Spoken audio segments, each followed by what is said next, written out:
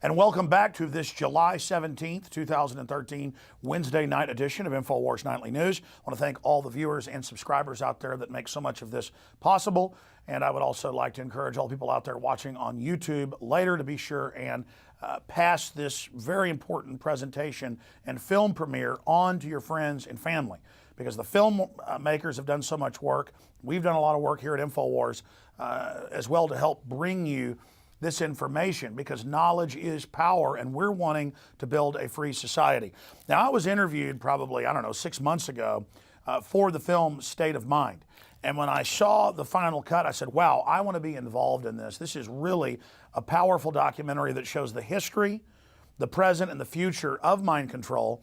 And it's hardcore and informative, but also is very approachable to the general public. A great tool to wake people up about hidden agendas. And so we have gotten the crew here at Austin, Texas, and we've gotten them to agree to premiere this to the viewers of PrisonPlanet.tv and then ultimately to YouTube and other channels.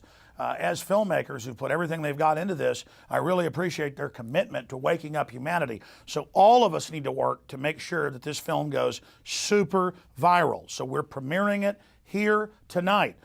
We started shipping out today for everybody that pre-ordered the documentary on DVD or Blu-ray at InfoWarsStore.com. Very important to have a copy of this in your archive to share with friends and family, to have your friends and family over for a showing, or to show it to your church or to your PTA, because you have the power in this info war and as citizen journalists and activists to take important tools like this and pass it on to your friends and family. We are in an information war. There is a war on for your mind, and that's what this film is all about. And that's why I'm very honored to have Infowars.com and our entire team to be basically joining forces with this great crew of researchers, filmmakers, writers, and the director to bring you State of Mind, the new film. So please get your copy today at InfoWarsStore.com, but we're about to premiere it. First off, I want to get a short comment from all of you here, most of the crew here, to talk about yourself, what led you to this point, and what they're about to see as we premiere this film to the viewers. Director James Lane, you introduce yourself first and say a few words to the viewers out there. Thank you, Alex. Yes, my name is James Lane. I'm the director of A Noble Lie and State of Mind.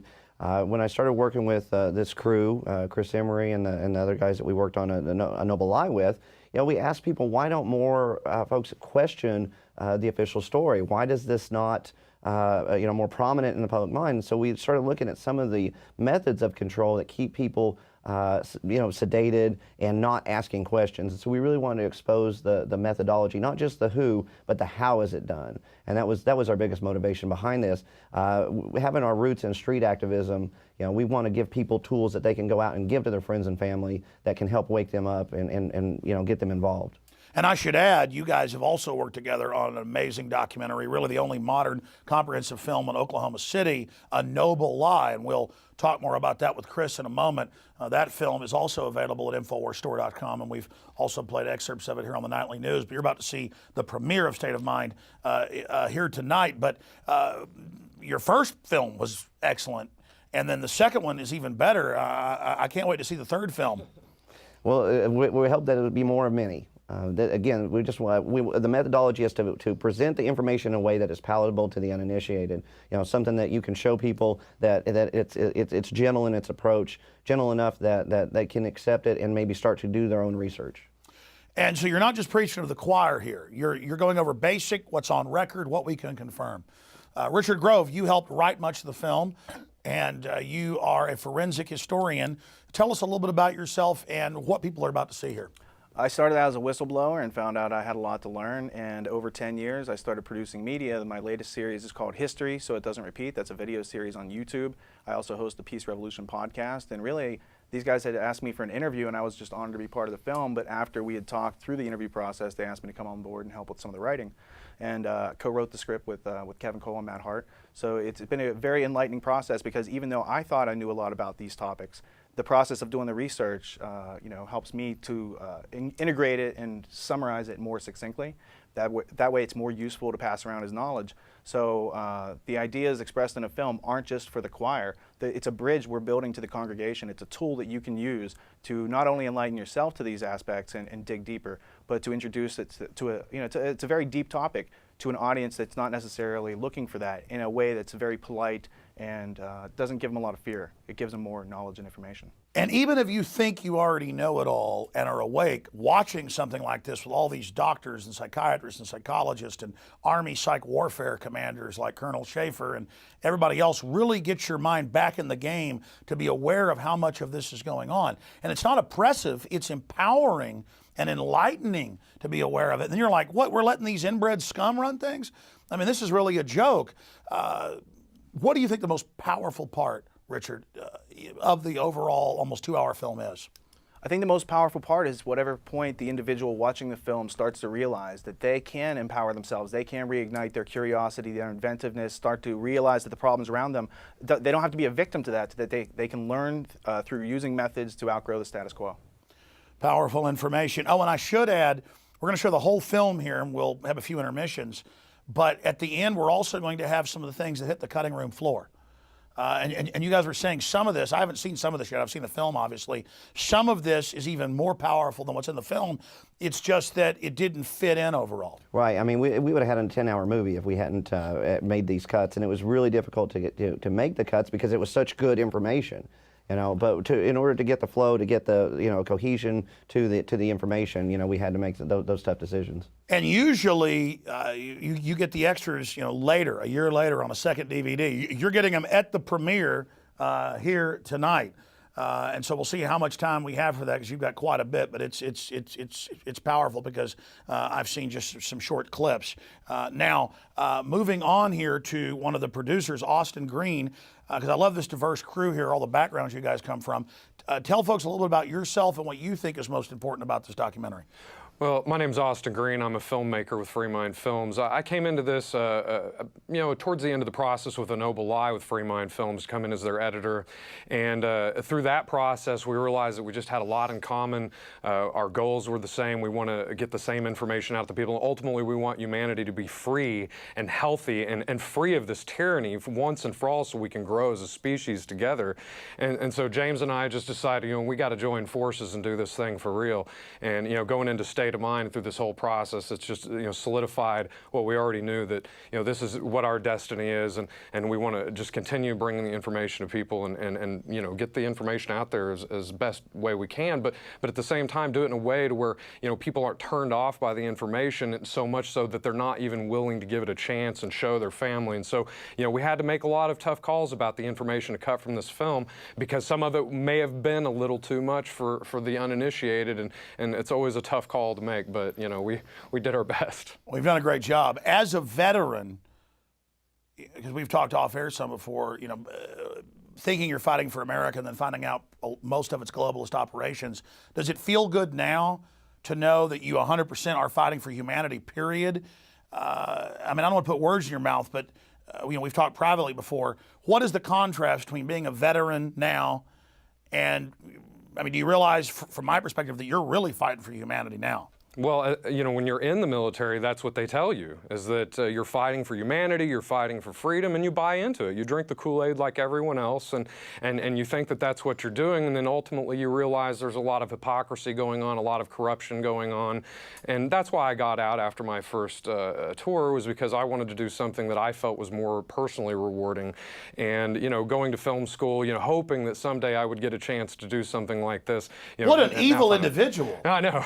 Oh, right. my gosh, you wanted to, wow, that's horrible. And then pick people you wanted to work with, not be forced in with them. That's absolutely. terrible. And I think that the result of that speaks for itself. What we've been able to accomplish with so little, it just goes to show everyone out there, you're just like me, you're just like James and Richard and Chris here. You can go out and do these things too. We're not superhuman, we're just human beings that give a damn. I think that's really the key to this, is that I'm just a regular guy. I started out at Access Television, and I've reached, let's not be conservative, probably 1 billion people one way or another. Well, including myself. I got started through listening to your show, and that's how I ended up meeting these guys as well. And now you guys reached millions with your last film. You will reach millions one way or another through this. And we're reaching people right now, and they're reaching. This is exciting. Absolutely. Incredible. tell people about yourself. Chris Emery, filmmaker, been in the business for 31 years. This is the first time that I've had the chance to actually work with one of the best crews in the industry, and I say that hands down.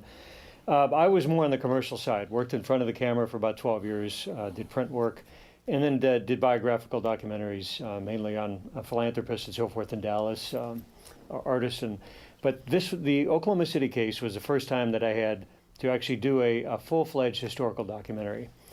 The State of Mind Psychology of Control, I'm brought in more on the logistics and on the co-production end, not so much on the research end. And I'll be helping a lot with the marketing, more so on this end, on this project. So I'm really looking forward to it. We've really stepped up our game, and it was because of InfoWars. I mean, we really have to thank your entire crew. You guys have just rolled out the red carpet for us. And well, it's an important film, and it gets people thinking, and it's our viewers that have rolled out the red carpet for liberty and for justice and for fighting the globalists, and that's how we've been able to do this. Well, enough of us talking for now. We'll pop back a few times during the premiere of State of Mind, and then again at the end, we're going to show you some of the extra information that couldn't fit in the film. So here it is, the premiere of State of Mind, the Psychology of Control, right now here on InfoWars Nightly News.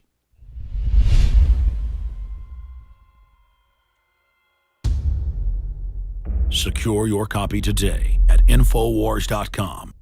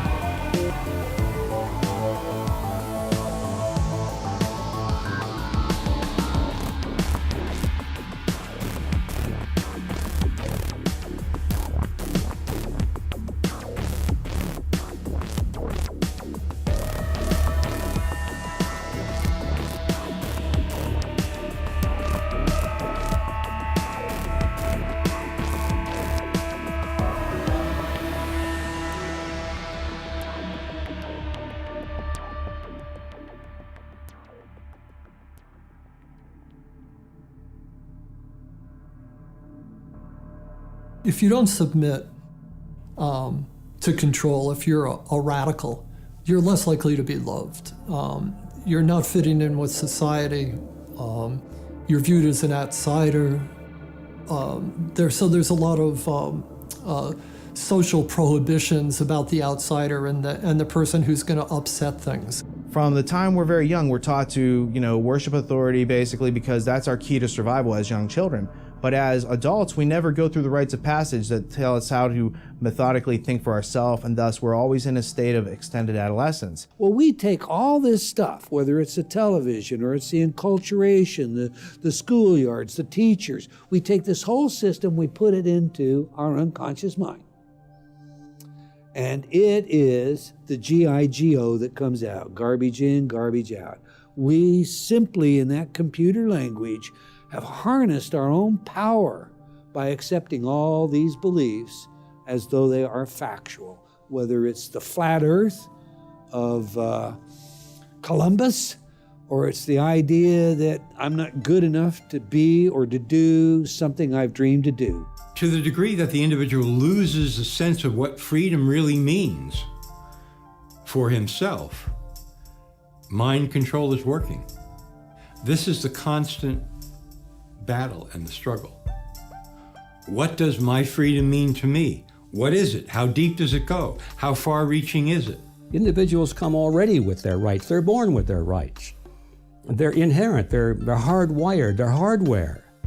It's tragic. They've lost their sense of the importance of the individual, each individual. We're not animals. We're individuals. We're created in the image of God. And so what you have is everybody's born into this control structure. Everybody's born into authority. Everyone's born into this situation. But just because you have an authority making decisions for you at some point when you're very young, too young to take care of yourself, doesn't mean you should always cater to authority your whole life. Fatalism, defeatism, what Bob Marley called mental slavery. That's was a huge thing that he would sing about. How do we emancipate ourselves from mental slavery? Have we moved to that point of such slavery that we're too far gone? And just kind of letting it all flow by and being apathetic about it just gets you in a position of being controlled. You know, there are some people that don't care. There are some people that don't know and don't want to know. It is very frightening. If you really look at it, you would be left with the understanding that you were obligated to do something about it. And, you know, people work really hard every day and they just want to relax and enjoy their life. We have established a framework for the most part, works pretty good. People enter into this contract with society. That contract allows them to follow certain rules and expect certain returns on their investment of working within the framework of the contract.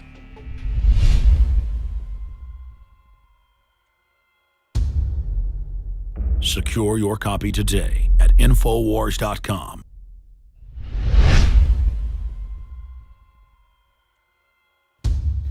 So why do people submit to control? I'm going to give you my answer before I hear the filmmakers. You're born into it. You grow up in your diapers in front of the television. They're not even aware of it. And as G.I. Joe says, it's really an old Army saying, knowing is half the battle. James Lane, Mr. Green, I want to get your take as the filmmaker studying this.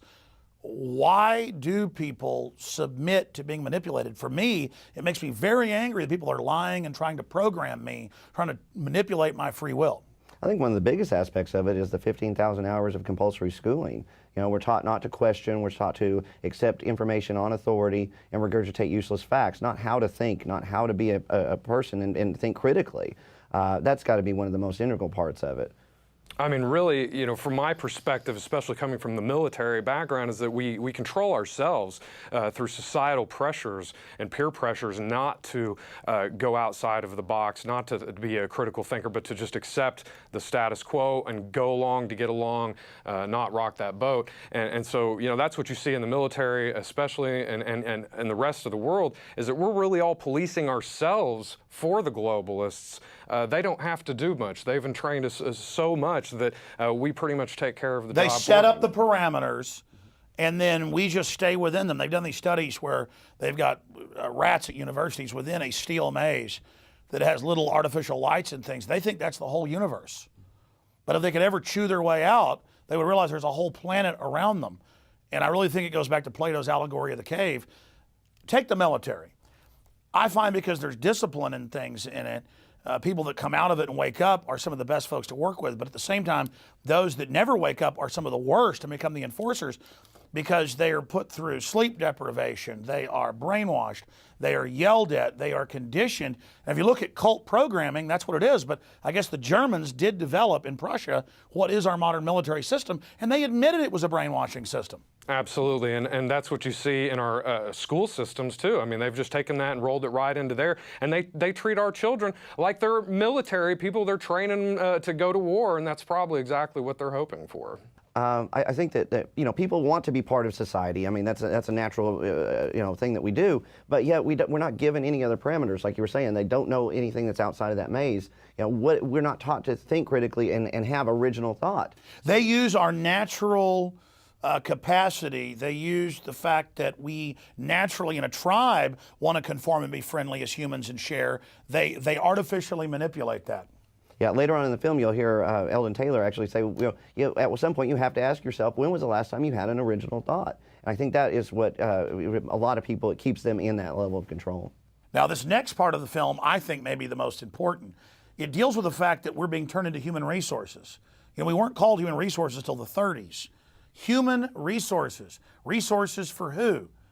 You understand that, ladies and gentlemen? So get ready. Here is how the establishment see us.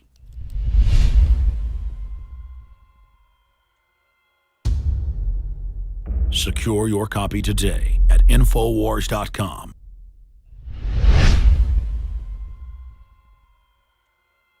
Human beings form habits.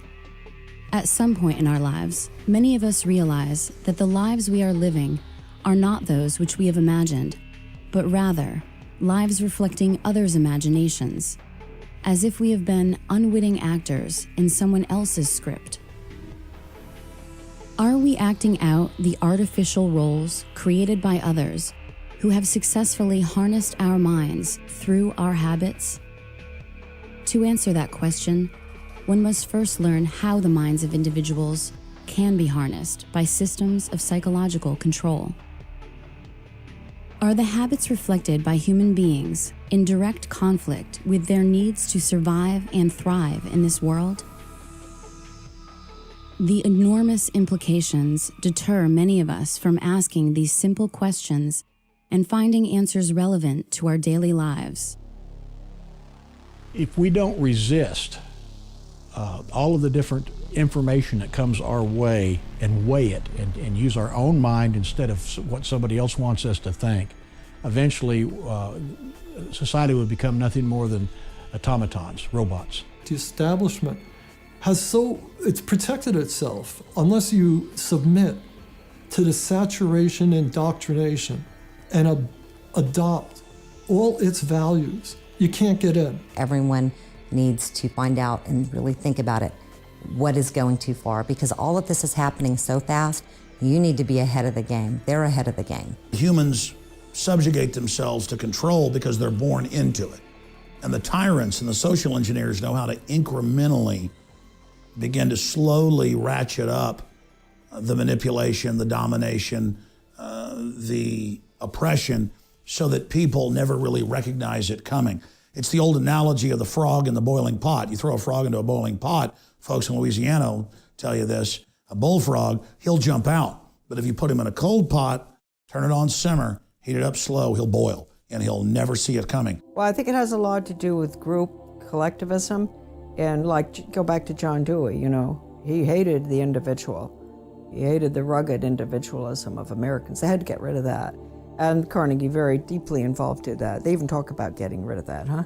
And so I think that when you've been reduced to a member of the group, the collective, whether it's through sensitivity training that teachers have to go through, or whether, it's in your own community, like we have a community-oriented policing system, where they give you a medal. If you do a good deed, well, you're part of the collective with the police. I would say in the next 50 years, if large numbers of people don't become consciously resistant to the overall mind control exerted on society, we're going to see many more people who really truly resemble androids. People induce this themselves by looking out at the world and saying, it's too dangerous for me to tell the truth or to say what I really believe or express how I really feel. It's much better if I fabricate a completely synthetic personality that's going to sit back here and remain passive. That's how it works. The idea of short-term gain, basically giving up freedoms.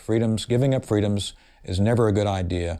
Since the dawn of time, small groups of human beings have instilled artificial circular limitations on the minds of their subjects through the procession of history. Traditionally, the limitations are imprinted on the servile population through a cunning use of language, instruction, and media for the purposes of conquest, social cohesion, and authoritative order by harnessing the human resources of the broad population.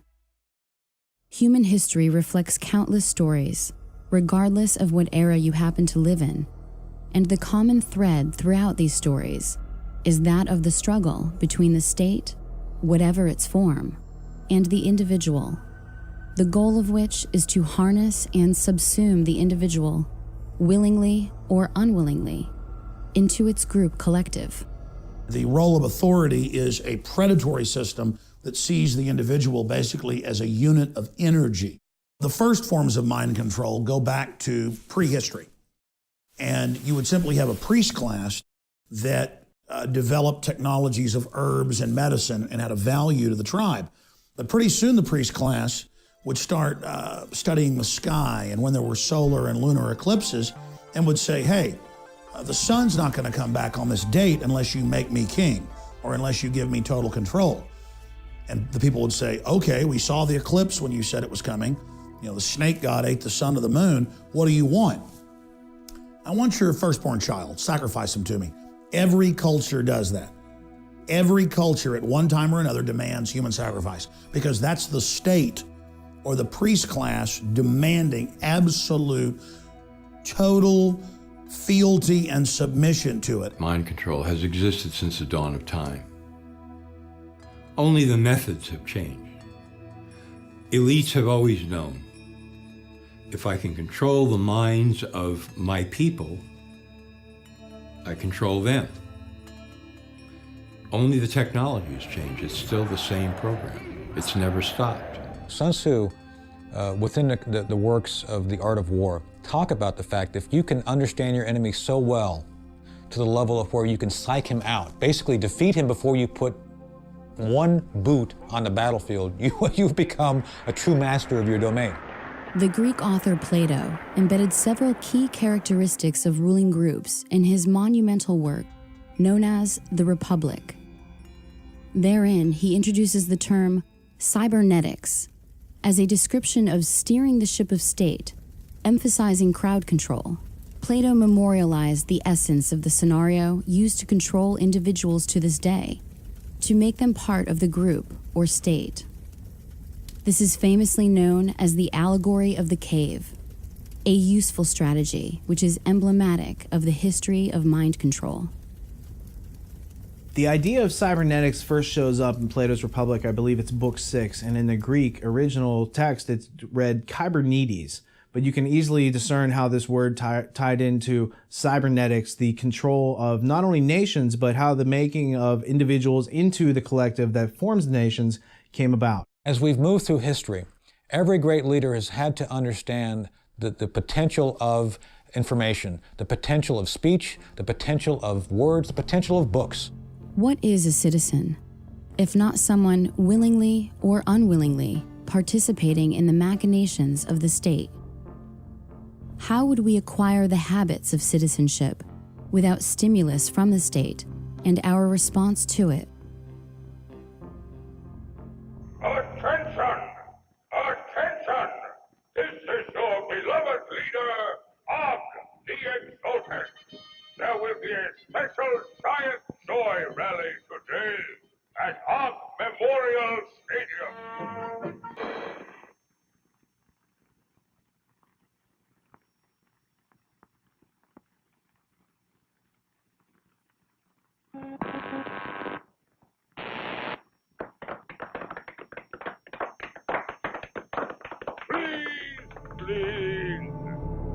In an attempt to assist the state, a 14th century Italian named Niccolò Machiavelli crafted several books intended to help the ruling elite dominate their subjects with the most effective psychological warfare techniques available to the world at that time.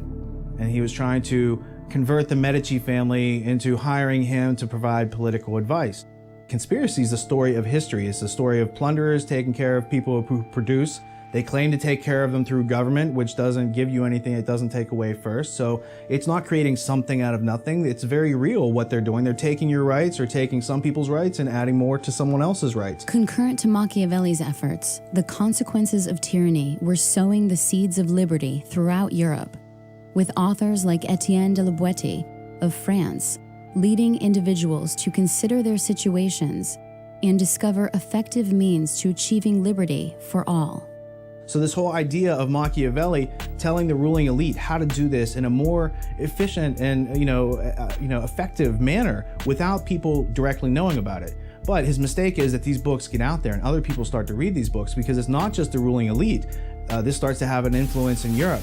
You've got a character named Etienne de la Boétie who writes a discourse on voluntary servitude. And basically what de la Boétie does is he shows you that everything that Machiavelli told the ruling elite about how to control you is undone when you understand it to the nuts and bolts level, where you can then withdraw your consent, and that only then are you free.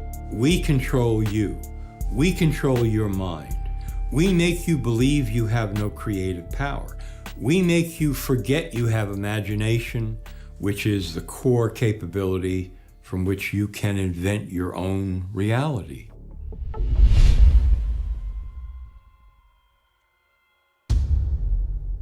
Secure your copy today at Infowars.com.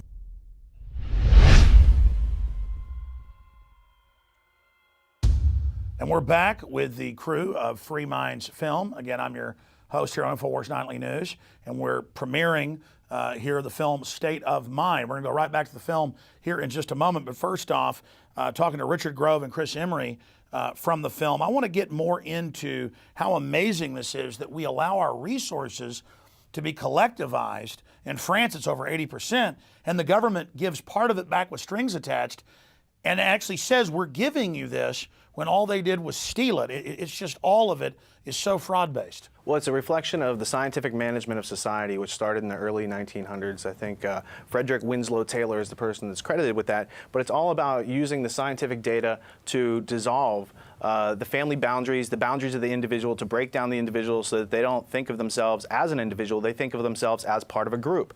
The term group, it's a universal. It's something that's in the mind. There are no groups in physical reality. So breaking the context and the relationship between the mind and physical reality makes people confused and easily malleable. And your only identity is that what color you are or where you're from, instead of who am I? It's a class system. It's predefined. Slavery. It's predefined, yes. Yeah. Okay, so the other idea that breaking down the family will benefit the scientific dictatorship is the power of the individual has to be harnessed. The power that you have, your attention, your focus has to be misdirected toward things that you don't really need in your life to survive. And once they can do that, that is benefiting some third party that you haven't even investigated yet. So really, what they're doing as far as trying to break down the individual is it's an info war that goes on in your mind. But once you know about it, then you can start to outgrow that and grow in the right direction toward the truth, toward reality, toward knowing thyself, which is really the mission of every individual human soul on this planet.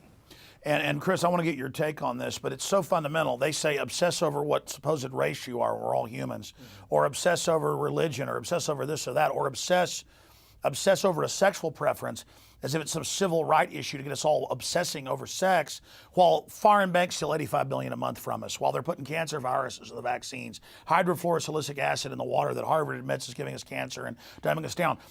So we're not thinking about the real attacks we're all under by the social engineers. They give us all these balkanized fake reasons to fight with each other. And that all comes down to eugenics. And what is the end goal? What is the end game of these people that perceive that they're in power? And it's getting the population down to something that they want, whether it be 1 million or 500,000 or some. They call it manageable. Exactly. One thing that I was thinking about when Richard said that, this all came into play in the early 1900s, a lot of folks don't realize that the Women's Voting Act came into being not because they wanted to give women the ability to vote, is that they wanted them to get out there and get into the workforce so they could collect taxes. It was a whole other segment of society. And have the state raise the children. So that in and of itself was a financial human resource. people have to understand that we are being taken advantage of on so many levels, whether it be the financial or eugenics. This movie breaks that down into simple terms where you can understand, okay, well, at least this is what I could study on to expand on what's going on. And it makes it a lot easier to understand. Absolutely. We're going to go to the next segment of the film right now, and we'll be right back.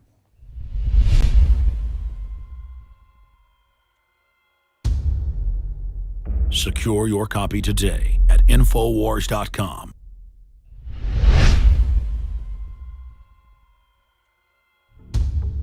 The myriad components of collectivism combine to form a comprehensive system for transforming the individual into a cog within the machinery of the state.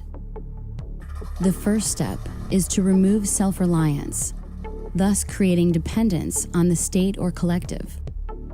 The next step is to create a motivation based on fear of scarcity, as opposed to creativity and productivity. Remove the systems of autonomy, creativity, and self-teaching, which help create individuality in the first place, and the void is filled by the will of the collective. Nature abhors a vacuum, and the mind is no different. Innovative and enigmatic German philosopher of the 19th century, Georg Wilhelm Friedrich Hegel, observed that human history could be manipulated to create a contrived outcome. Hegel's essential observations of the methods by which history may be authored by a small group translate into a world in which an individual's choices may be engineered away from his needs. How to engineer the opinion of the American people so that they would fully endorse, not only endorse, but demand a war. Oh, there's another one. Another plane just hit. Right, oh my God, another plane has just hit. It hit another building. Flew right into the middle of it. Explosion. So it's problem, the people then beg for it, that's reaction, and then it's solution, which is centralizing more control. Create the problem, people scream, you can impose any solution you want on people. One recent practical example of the use of Hegel's method for control is that of the infamous underwear bomber. I'm Kurt Haskell. I'm a Michigan attorney, and I'm more well known as being the main eyewitness to the underwear bomber event on Christmas Day 2009. I saw two men approach the desk. One looked like a poor African man, or maybe late teenager, and one looked like a wealthier Indian-looking man who had on a tan suit. They were walking together, and I just thought they were a weird pair, and I was wondering why the two were together, and I listened to their conversation as they went up to the desk and talked to the airline worker. When they went up there, just the Indian man spoke, and he said, this man needs to get on the flight, but he doesn't have a passport. And then the airline worker said, well, he can't get on the flight without a passport. And then the Indian man kind of argued with her, saying, well, he's from Sudan, and we do this all the time. The student from Nigeria smuggled explosives onto a flight in his underwear. Prosecutors staged a demonstration of what might have happened, but something went wrong. Abdul Muttalab's trousers burst into flames. Passengers and crew grabbed him. The plane landed safely. A source has confirmed that Farouk Muttalab is the son of Alhaji Muttalab, former chairman of one of Nigeria's biggest, wealthiest and most respected banks, First Bank of Nigeria. As soon as this happens, we see Mr. Chertoff all over the news and TV everywhere promoting these body scanning machines. But there are a few things we could do to make things better. First, we could deploy the scanning machines that we currently are beginning to deploy in the U.S. that would give us the ability to see what someone has concealed underneath their clothing. To meet agendas in conflict with the needs of individuals, the ruling class creates an artificial crisis to which the public reacts by begging for the ruling class to intervene. The ruling class then enjoys the plunder made possible by removing the self-reliance from individuals. Good morning, everybody. Today's hearing is the third in a series of subcommittee hearings focused on some of the causes and consequences of the 2008 financial crisis, a man-made economic assault on our country that is still foreclosing on homes, shuttering businesses, and driving unemployment. The combined philosophies of Thomas Malthus, Charles Darwin, and Herbert Spencer led to the development of social Darwinism. Social Darwinism grafted the concept of the survival of the fittest onto the larger social framework. Claims of biological advantages or superiority could then be advanced as justification for future economic policy relating to the poor, and as the basis of Francis Galton's pseudoscience of eugenics in the 20th century. So Darwin comes along about 150 years ago and comes out with his theories on where life comes from, and then it's survival of the fittest, and that the best organisms are able to survive in a competitive environment and move forward in the evolutionary chain. And whether that theory is correct or partially correct or totally wrong is a side issue. The robber barons, the British royalty, the J.P. Morgans of the world publicly adopted the idea of Darwinism and merged it with predatory eugenics. And the eugenicists, who have always been looking for scientific causes to justify their sinning, if you will, that's what they found so useful in Darwin's work, is they said, we've already had this belief system that we're better than you, but we now have science to back it up. Our entire current civilization, what we know as globalism, the New World Order, is based on eugenics scientists that developed their theories in the last 200 years, mainly in England, Germany, and the United States. The entire science of genetics, biometrics, eugenics, computers, all of it came out of the search for a system of total control over humanity.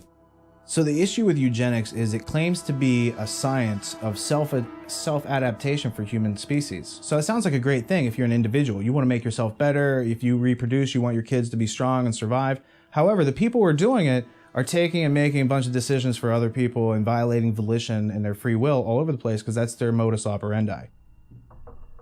In his 1928 book, The Open Conspiracy, former British psychological warfare expert H.G. Wells wrote, "The political world of the open conspiracy must weaken, efface, incorporate, and supersede existing governments. The character of the open conspiracy will then be plainly displayed. It will be a world religion. This large, loose, assimilatory mass of groups and societies will definitely and obviously attempt to swallow up the entire population of the world and become a new human community. The immediate task before all people, a planned world state, is appearing as 1,000 points of light, but generations of propaganda and education may have to precede it." The government of England put massive funding towards the study of humans, and not just medicine, but human behavior. And so all the sciences that the British Empire used on countries that it was attacking and regions it was conquering were also turned inward against their own populations. In 1948, Eric Blair, the British journalist and author who assumed the nom de plume of George Orwell, wrote the iconic dystopian novel 1984. In it, Orwell outlined a collectivist future governed by technocrats, in which a Big Brother totalitarian state maintains control of society through constant panopticon-inspired surveillance, fueled by a perpetual war and emboldened by both covert and overt forms of mind control and mass persuasion. The premise of the panopticon, it was an architectural design that was set up to maximize the power of surveillance. So if the prisoners didn't know, they could never tell if they were actually being watched at any one time, so they would have to assume that they were always being watched. Through 1984, Orwell introduced the concept of newspeak into popular culture, a debased language structure that would suppress the ability of the masses to upset the power of the state by regulating their thoughts through an illusory police force known as the thought police. Orwell's notion of doublespeak demonstrated the cognitive dissonance inherent in tyrannical structures. As the meanings of the words change, the meaning in society is lost. And fortunately, we have been able to raise our standard of living without sacrificing the spiritual side of life, which means so much to the American family. Thomas Henry Huxley, the man known as Darwin's bulldog, produced a number of grandchildren, the two best known and most influential being Julian and Aldous Huxley. Sir Julian Huxley, an evolutionary biologist, was elected as the first Director General of the United Nations Educational, Scientific, and Cultural Organization, and also served as both Vice President and President of the British Eugenics Society. So the Huxley family is highly interesting because T.H. Huxley is the teacher over H.G. Wells who becomes a famous protege. But Huxley's whole family is not only intermarried and working on these eugenics ideas themselves, but they have, he has a famous son and grandson and all sorts of famous cousins that tie into the Darwin-Wedgwood family. So notably, you have Aldous Huxley, who coins the phrase Brave New World in 1932 with his novel, which is really describing a technocratic future by which people are pharmaceutically drugged into loving their servitude. I think what is going to happen in the future is the dictators will find, as the old saying goes, that you can do everything with bayonets except sit on them. That if you want to preserve your power indefinitely, you have to get the consent of the ruled. And this they will do partly by drugs, as I foresaw in Brave New World, partly by these new techniques of propaganda.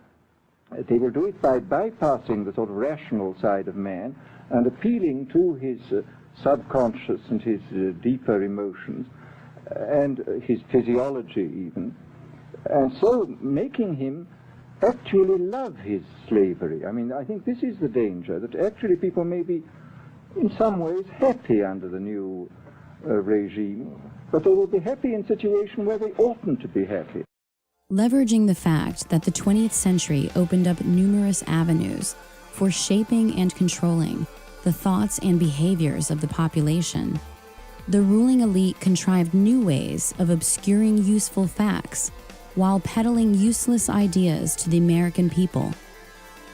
Advertising, in addition to fundamental changes in education, produced a population of non-thinkers whose false understanding of basic concepts instilled through public schooling led to generations of people who feel they are magically endowed with the ability to somehow attain knowledge without first observing the landscape of available, credible evidence. One such artifact of credible evidence which demonstrates that our lives are being scripted by the ruling class is a 1966 textbook authored by Georgetown professor Dr. Carroll Quigley, titled Tragedy and Hope, A History of the World in Our Time. In it, Quigley details a secret society partially funded by central banker Lord Rothschild, enacted by Cecil Rhodes and led by Lord Alfred Milner and the Round Table Journal of International Affairs, which Quigley terms the Milner Group. The first questions most people ask upon hearing of such a book are, why is it so important? And why do so few know about its existence? This is a key book. It's almost like the Rosetta Stone to decode everything they're doing. It's over 1,000 pages long with incredible, documentation in the bibliography of how this ruling elite based out of Britain is using a full spectrum dominance model to fund the communists, to fund the fascists, to fund the Democrats, to fund the Republicans, so that there looks like there's a choice, but everything really is moving towards collectivism for the general public, while the elite themselves are exempt from all their own rules. These are the ideas of people who plunder that care not about laws or boundaries or nations or your rights. They see might makes right. And so when Cecil Rhodes goes in and creates Rhodesia, and you have South Africa and the De Beers whole cartel of diamonds and gold, and then you look at who Cecil Rhodes left his will to, who funded him to go down there and do that, you keep coming back to the historical central bankers that have been manipulating world events as we've been taught them for at least since the beginning of our country. 1776, 1790 is when they start to gain a foothold. They then come over in the 1820s, 1830s, 1840s, pre-Civil War, gain a stronger foothold. And by the end of the Civil War, we're completely switched over to a system that we had fought 60 years before to overthrow. Once the power structure got all the best and brightest students of the world and put them through Rhodes Scholar type programs, not just in England, but in other nations, they could then control the brain trust and have a fully programmed new generation to take control of the governmental, corporate, and media systems to carry out the program. Their goal was to dominate all of those major power centers quietly behind the scenes. And by moving the leadership in a certain direction, then they knew that they could control the masses without the masses even knowing that they're being dominated and led by a very small, powerful elite group. In further pursuit of the science of controlling human resources, the last will and testament of Cecil Rhodes spawned the Pilgrim Society in both America and England, which created a global brain trust. Its goal? To assert global control by dividing its tasks into working groups, such as the Council on Foreign Relations, Bilderberg Group, and Trilateral Commission throughout the 20th century. In more recent history, the long-held beliefs of the ruling class regarding control of the individual's body by the undermining of his mental abilities were then furthered by the technological breakthroughs of the 19th and 20th centuries.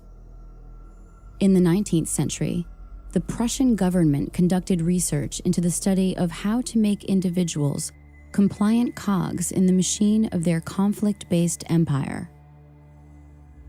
Prussian psychologist Wilhelm Wundt determined that the individual human being has no soul and can thus be programmed like an automaton or robot.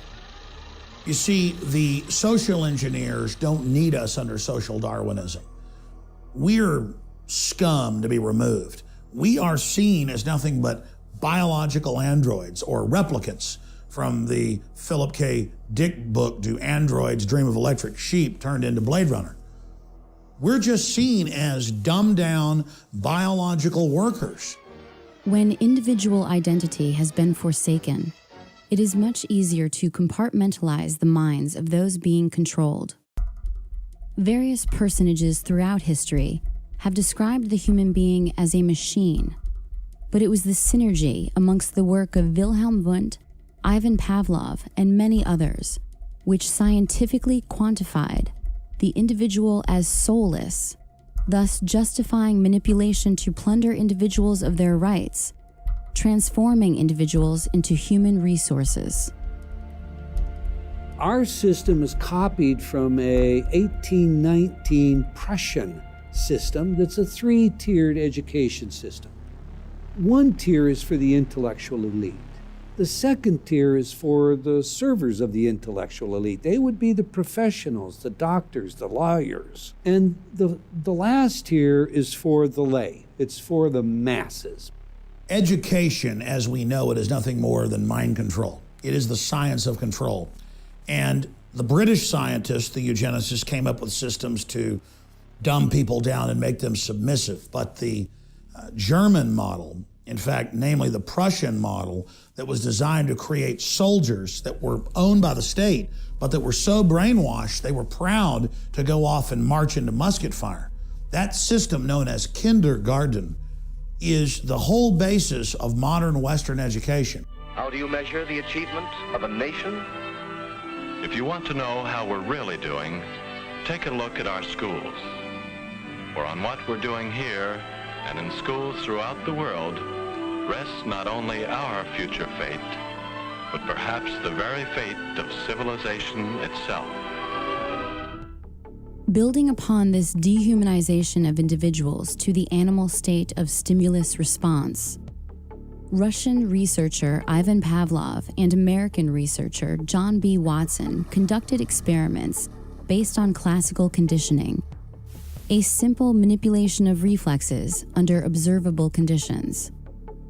These methods were then improved and perfected by Harvard psychologist B.F. Skinner. B.F. Skinner was also one of these famous American behaviorists, and he championed something called operant conditioning, Again, just a fancy jargon term for some basic common sense. And operant conditioning was really all about negative reinforcements like timeouts, positive reinforcements like food pellets and money, and punishments, which are like punishment, shocks. This operant conditioning doesn't work so good on anti-authoritarians, people who challenge and resist authority. And later on, research has shown that operant conditioning works best on people who are dependent, infantilized, in other words, made like children. When you ask yourself, as a teacher, as I have at the college level, what have I got that my students want? It's sometimes a pretty discouraging question. But you can discover things which will be reinforcing to students at any level. And that has been done. A great deal of progress has been made. There are things in an ordinary, even say a ghetto classroom, lower grades or high school, that can be used as reinforcers. You can have special foods at lunchtime, access to play space, privileges to associate with other kids of your choice. More and more of these things have been brought into play as the kinds of contrived reinforcers that can be used temporarily to get the kinds of behavior which will then eventually have their own natural consequences, which will be reinforcing. One of the notable things that separates human beings from other inhabitants of this planet that we call animals is our ability to form questions. And that allows us to remove ourselves from certain types of control. Now, animals are subject to many of the same sort of stimuli that can train and condition them to give you, you can make a pigeon, according to Skinner, that appears to know how to read and respond to lexicons. So it gives the appearance that the pigeon can read or that the fleas are trained, but really all you're doing is, reinforcing a random schedule of conditioning, taking natural characteristics and harnessing them. So what you see in the 20th century, not only with the eugenics crowd and all these other things that we've talked about, what you see is they go after the root cause of humanity. The root cause of humanity is that we've learned to, speak amongst ourselves, and we've learned to observe reality, remove contradictions, and get to that which exists. When somebody obscures that feedback loop between you observing and testing it out and verifying it, when someone obscures that, they can take total control of your awareness. These methods of classical conditioning had advocates in other fields equally or more influential. Soon, the field of compulsory education would teem with the ideas first spelled by these social engineers. These children are being taught to accept uncritically whatever they're told. Questions are not encouraged. How can you ask such a question? Have you got a textbook? Yes, ma'am. Does it say here that our law courts are always just? Yes, ma'am. Then how dare you question the fact? Sit down. And so we aren't surprised when... But it must be true. I saw it in this book right here.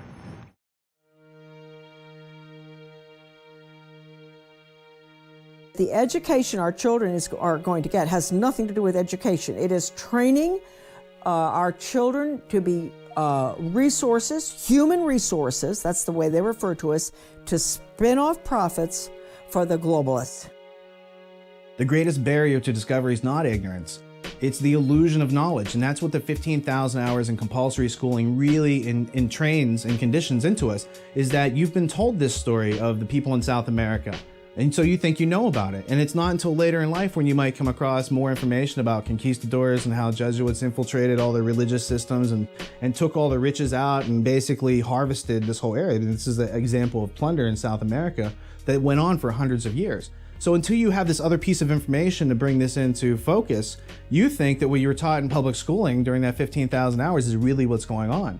And it's not until you bump up against reality, as George Orwell said, usually on a battlefield, that you have to consider that which you were taught to believe versus the objective evidence that exists.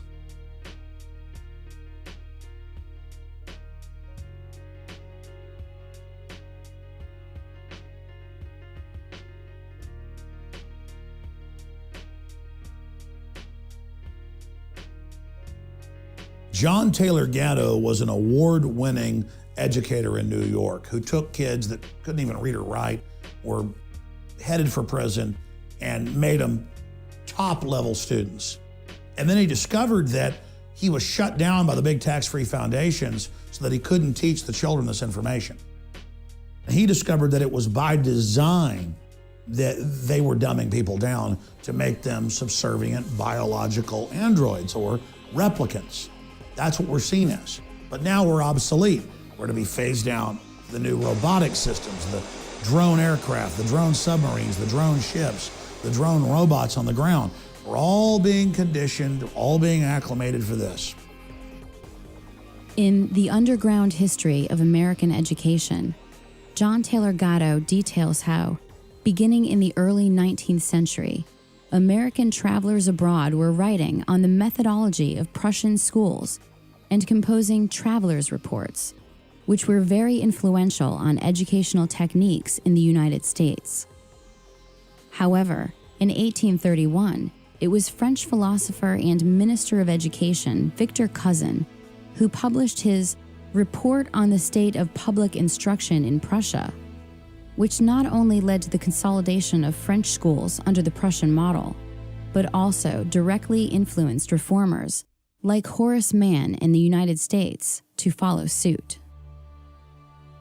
Mann traveled to Prussia and, without even seeing one classroom in session, sought to adopt the Prussian model of education with his annual reports given to the Massachusetts State Board of Education.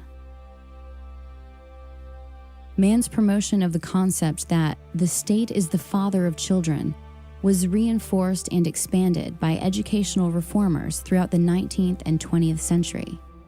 When we speak about enculturated processes, when we talk about the imprinting, of course, I mentioned educators. One of the things that surprises a lot of people, and it shouldn't because it's publicly known, is that our education system is not about educating as much as it is about socializing.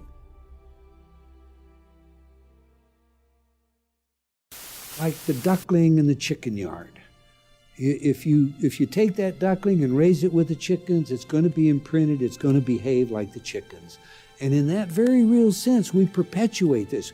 The danger is we don't just perpetuate it, we don't just enculturate it, but it's the only sane way we see to raise our children. And the result is there's no escaping it.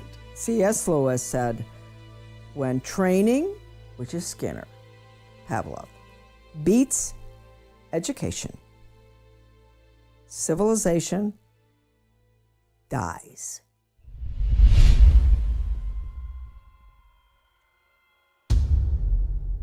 Secure your copy today at Infowars.com.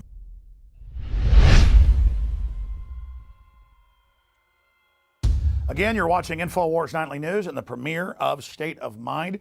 I want to remind all the viewers that it is essential that we support independent pro-liberty film, a Veritas-type film.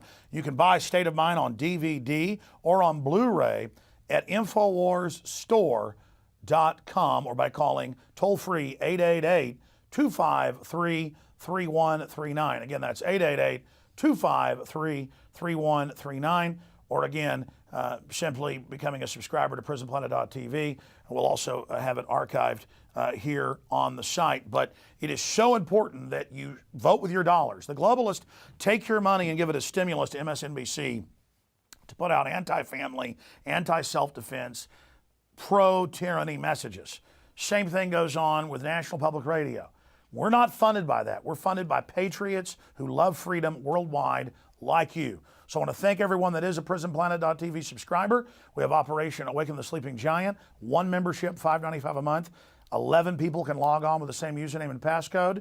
And I want to encourage you all to go to InfoWarsStore.com and get your copy on DVD or Blu-ray so you also have that in your library, in your archive. And again, most filmmakers I have on, most filmmakers who I sell their film, do not authorize us to A, premiere it here on the show, in the Nightly News, but B, put it on YouTube.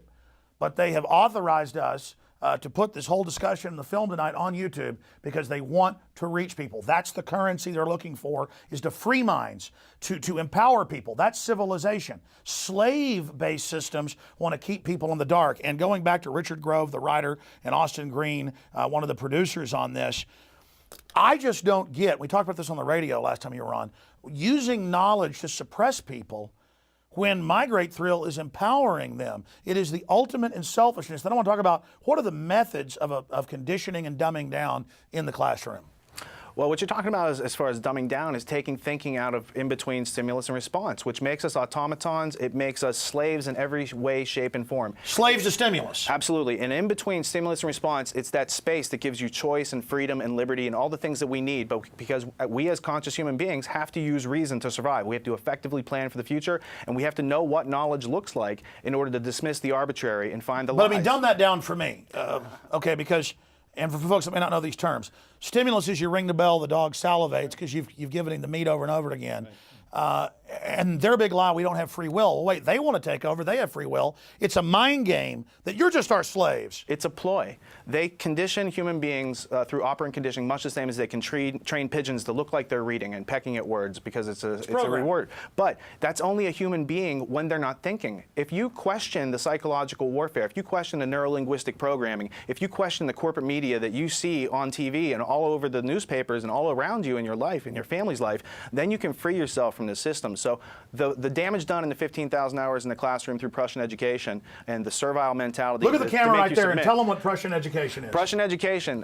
Prussia, before it was Germany in the late 1860s, it was called Prussia, and it was a bunch of different city-states that were all kind of at war. And finally, they got together through militarizing and using force, fraud, and aggression to attain their goals. And this was working really well until Napoleon, Napoleon had defeated the Prussian army at the Battle of Jena in 1806. And from that, the Prussian government and people like Karl von Clausewitz, who wrote on war, they went out and decided, hey, we can't have people on the battlefield who will run away from weapons and won't fight for their country. We need to nationalize their mentality. We need to break the individuality and the sovereignty of those individuals. We need to make them submit. Through force, fraud, and coercion, compulsory schooling was the model that they made successful, and it later resulted in the Nazis. That's right. Our modern educational system is a German military brainwashing program on record. Kindergarten, all of it. People go, well, I just grew up in this. Well, let me tell you, it's the opposite of freedom. And nothing against Germans, I'm part German. The point is, it was a technology corrupt people used to take over the Germans. It's like the global model is a British Empire model.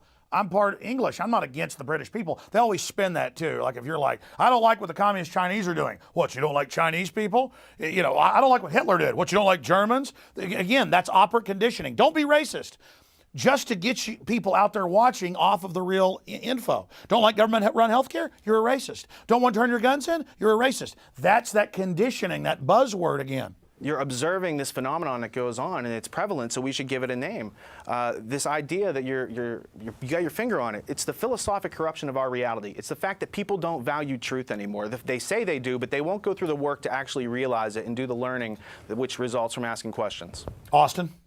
I think that the conditioning was summed up in the film best by B.F. Skinner. You know, he talks about there's certain things that you can do to manipulate your students to get a particular behavior response out of them. And then once you do that enough, once you repeat that over and over again, eventually those behaviors become self-reinforcing. Like we were saying earlier, we all police ourselves. And so really, they don't have to continually do this. All they have to do is get you up until about 4th grade, and they've got you so trained at that point that once you enter into high school, you're doing it on your own. And so really, we just see that repetition of taking away your individuality. Anytime somebody in school tries to speak an original thought or question what the teacher has to say, they're immediately punished. They're immediately chastised, and this happens over and over and over again. And it's this worship of authority where they've done, as you know, 2 different, covered in the film, university experiments, where people would kill people under orders because an authority figure told them.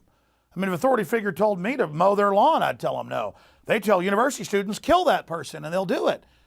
I mean, this is incredible. Well, there's two aspects. There's an MK Ultra aspect where you could train someone to actually kill and eat their parents, and then there's the everyday advertising war that we're all exposed to through any magazine or newspaper or television ad that we see on TV. So all these things come, you know, it's like a coincidentia positorum. You have scientific management coming through MK Ultra from top down in intelligence agencies, and you have war coming in from the marketing companies, and they make a very happy living off of the unwitting servitude. There's layers and layers of the programming. It's just incredible, meant to just overwhelm you till you just give up. And this is a great tool to peel off those layers one layer at a time as you learn how to. And the fun is, once you know the programming, you learn the cop doesn't know what they're doing. They're programmed too. The bureaucrat doesn't know, and they like short circuit when you know the programming and they don't. But instead of using that programming to enslave them, you use it to unlock their mind. The fundamental choice that human beings have is to think or not to think. So we all have the ability to think. If you choose not to ask the questions, if you choose to be servile and you want to give away other people's rights that you don't have the right to do, that's fine. You can do that, but expect other people to resist, the people who are aware of how things work and how logic and reason should be, you know, advanced in this world. That's right. not Just because suppressed. you've been put through dog training at the TSA to be a slave, prisoner training, doesn't mean I'm going to go along with it. And I notice with these sheep, sometimes they get mad when I wake people up about what's happening, and then later they go, no, I agree with you. It's like once they see me not bow to their peer pressure, they have like mass Stockholm syndrome, then they grovel to me, and I go, no, I don't want you to be my prisoner. I don't want my kids growing up in a world with a bunch of slaves. Stop acting like that. It's pathetic. Let's go back to more of State of Mind, premiering the whole film here tonight with extras coming up.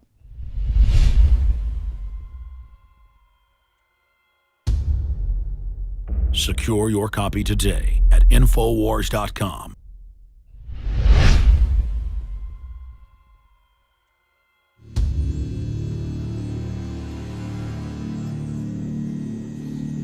Although education has proven to be highly effective in controlling human behavior, more intensive research would need to be conducted away from the prying eyes of the public. The Tavistock Institute was set up by the British Empire to really study mind control and to scientifically drill down into human behavior and put in textbook form systems of basic control so that could be duplicated out to government and corporate entities. And Tavistock has been involved at every level of social engineering. The Tavistock Clinic was founded in 1920 and operated as part of the Psychological Warfare Division of the British military. It was initially a voluntary outpatient clinic for treatment and research and was made up of general physicians, neurologists, and psychiatrists to facilitate the treatment of neurosis and shell-shocked British soldiers returning home from World War I. Going through their own publications on Amazon, you can find that some of their books cost like $18,000, $20,000. And what that tells me is they don't want the average person to be anywhere near getting their hands on this book, because what it gives you inside those books is the teacher's edition, to use an abstraction, as opposed to the students sitting around the class not knowing what the answers to the questions are. There's a group of people who are being given the answers to all the questions about how we act, react, and how we've been understimulated with curiosity in order to make us more subordinative. You could say much of our world today is the world of the Tavistock Institute and Edward Bernays. Having been instrumental in the Tavistock Clinic and director of the Tavistock Institute of Human Relations, it was former officer and consulting psychiatrist to the British Army, John Rawlings Rees, who created the concept of the psychological shock troops, or culture warriors, a federation of psychiatrists, which he intended to disperse across the globe to make it, quote, possible for people of every social group to have treatment when they need it, even when they do not wish it, without it being necessary to invoke law. The Tavistock Institute's influence did not stop simply at social psychology. Kurt Lewin, former head of Britain's Psychological Warfare Bureau, was a German refugee who became the founder of modern social psychology in the 20th century, an early consultant to the OSS, and an influential researcher with the Tavistock Institute in the area of management thinking and action research, specifically focused on the tactics of managing change within society.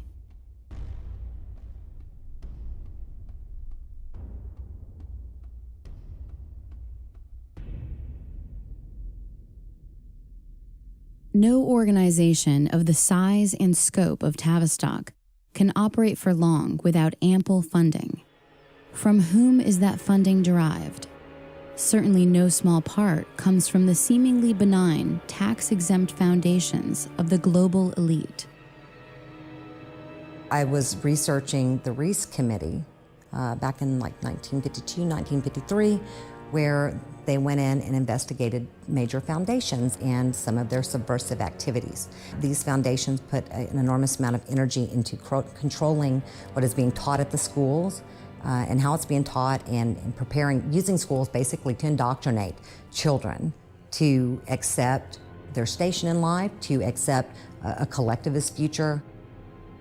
According to Dr. Lily Kay, whose expertise was demonstrated in her 1993 book, The Molecular Vision of Life, the Rockefeller Foundation, Caltech, and the New Molecular Biology, the world in which we are living has been molded, shaped, and continues to be directed by an elite establishment of eugenicists, a ruling class fueled by violating the will of others to attain their goals. Nowadays, almost every adult agrees on one basic goal for all students. Schools ought to turn out good citizens. Yes, good citizens. That's right. Absolutely. This country always needs good citizens.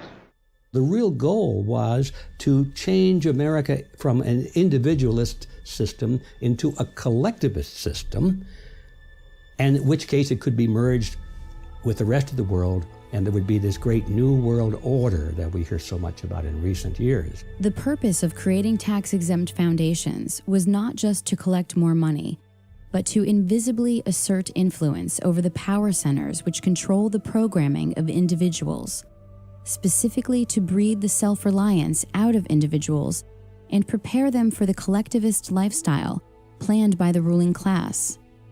Their goal: to undermine personal liberty on biological, social, and economic levels. They came together and decided what they were going to do with this money was to gain control of education in America, not for a philanthropic purpose, but to change the thinking of the American people over a generation or two. The globalist social engineers hungered and desired and coveted the power that the liberty in the U.S. had created. They wanted to take it over, and the tax-free foundations wanted to use it as an engine of global domination, and they've done that. And the Reece committees were the only time when Congress stood up constitutionally and demanded all the big foundations come and testify and open their private books. And the Rockefeller, the Carnegie, the Ford Foundation, they all came and said, look, we're here under presidential directive from more than 50 years ago. We've been told to collectivize the United States, to merge it with the Soviet Union. We've been told to make America more compatible with authoritarian regimes, and we're just doing what we were chartered to do. Until the creation of language, brute force held the key to fear, and thus to the control of individuals through violence and physical aggression. With the innovation of language, the minds of individuals could be harnessed with ideas and beliefs, making less significant the physical dominance of previous generations. This is how, for example, men of small stature could keep otherwise brave and ferocious gladiators as household slaves, whose deaths could be used for profit and entertainment. Out of the ashes of World War II rose the specter of human experimentation in the form of the 1939 to 1945 exodus of Nazi intelligentsia to continue their research and experimentation under the protection of national security. After being denazified, they were given new identities to live among those against whom they had fought. We brought Werner von Braun over here and several other scientists, including those that were involved in concentration camp medical experiments, including mind control experiments. A lot of these guys were, as far as the State Department was concerned, war criminals. They were linked directly to the Nazis and therefore couldn't get visas, couldn't come into the United States. So the CIA set up this series of programs to route everybody around the State Department visa requirements, get them into the country. Everybody knows about the race at the end of World War II to get Nazi scientists. The Russians wanted them, the United States and England wanted them.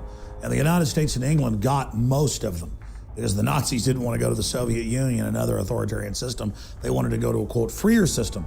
And like an infection, they came to England, Canada, and the United States. And it wasn't just over NASA and rocketry with Wernher von Braun and Goddard and others. It was tens of thousands in mind control and torture and military science and surveillance. And the CIA got modeled to a great extent off of the Gestapo.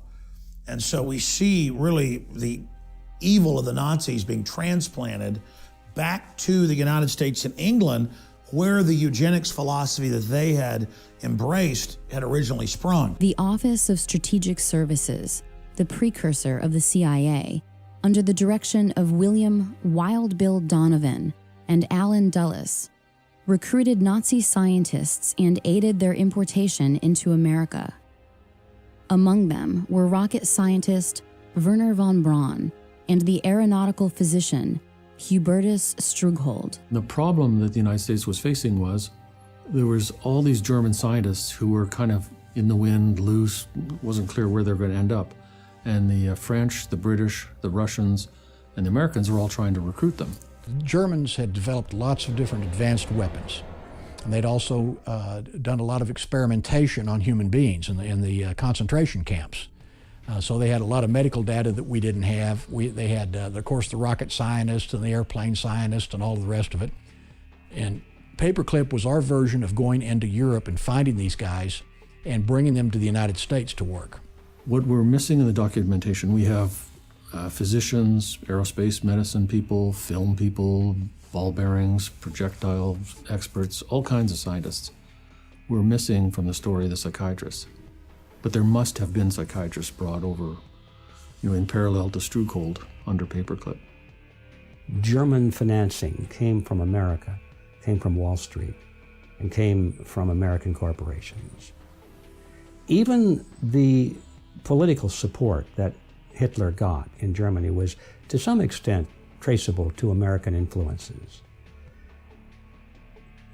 Prior to World War II, American financiers, banks, corporations, all decided that there was money to be made in pre-war Germany. After all, they all knew that Germany was preparing to become a military aggressor, and it needed money to construct vehicles of war.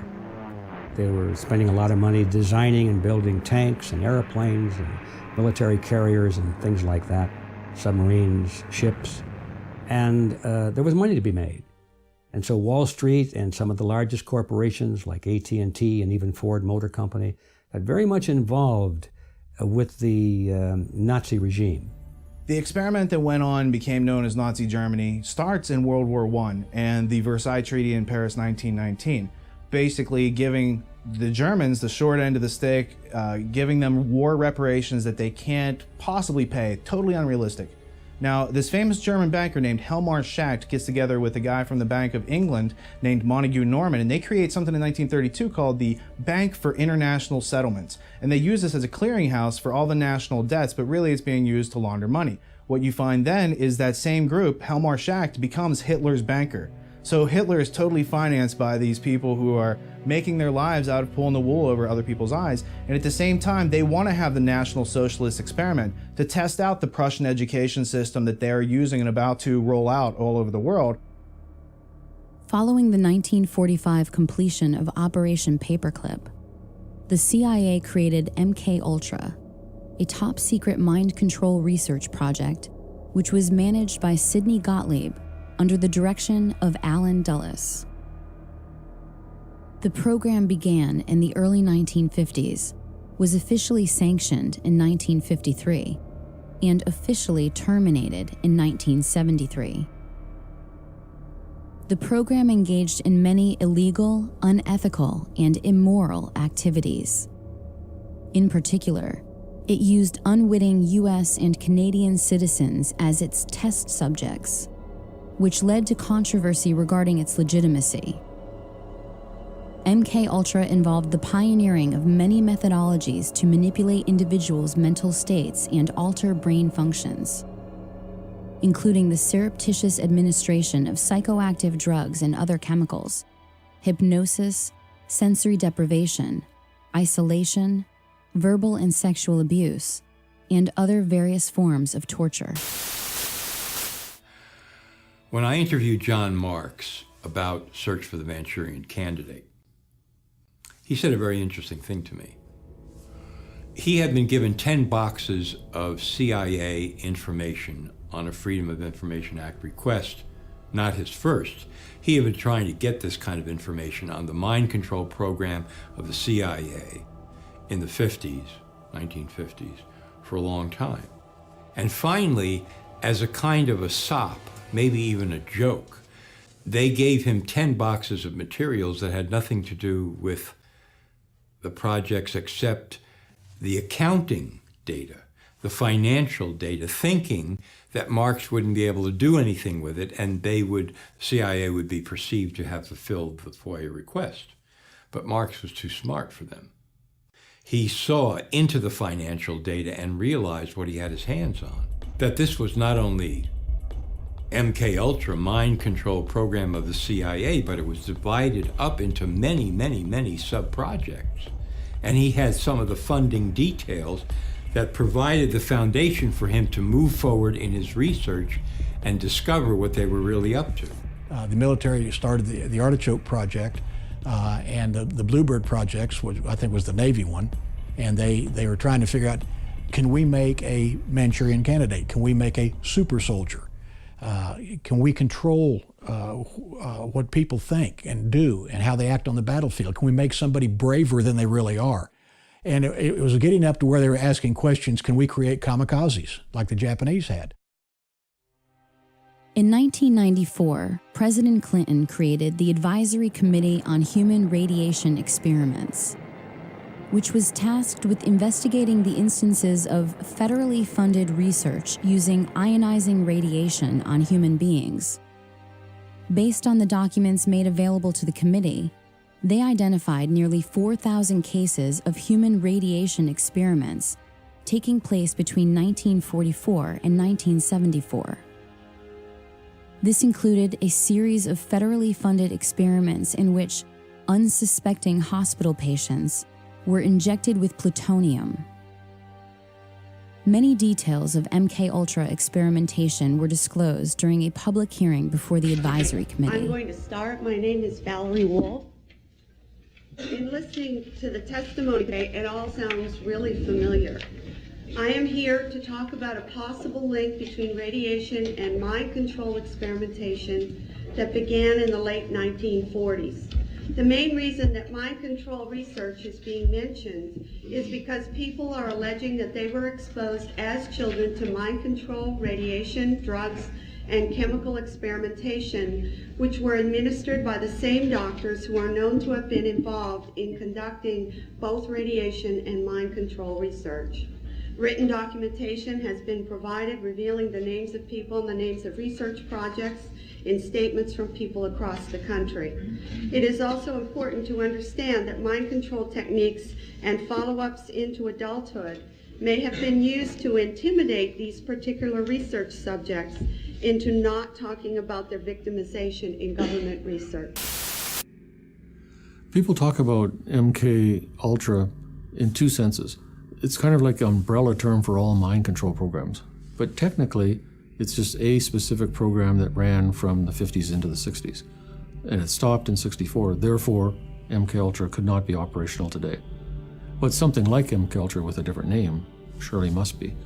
And I don't think there's any doubt in my mind at all that clearly mind control methods are used at Guantanamo Bay. I mean, there's all the hallmarks of mind control. There's hooding, there's forced sitting positions, there's sensory deprivation, sleep deprivation, all kinds of attacking the person's belief system, sexualizing the interrogation, subjecting them to things that go against their religious faith, probably hallucinogens and drugs, can't document that, waterboarding. So all the components of a mind control program are in place there. The hearings weren't really about that, And the women didn't have solid documentation, but they told the kind of stories that I hear over and over from mind control victims. So Claudia Mullen and Christine Nicola get up on the stand in Washington and they say, yes, radiation, but it was only one part of mind control experiments that we were subjected to by the US government starting out when we were children. And then somebody on the committee said, from what I've been told by witnesses, pretty much, thank you very much, and now we move on to the next witness. Right? Like, let's pretend none of this took place. In the 19th century, Franz Mesmer's brand of hypnotism entertained countless audiences, which consequently evolved, both covertly and overtly, throughout the 20th century. CIA's Dr. George Estabrooks, a graduate of Harvard University and a Rhodes Scholar, finally created methods of reliable hypnotism, enabling its application to the science of social control.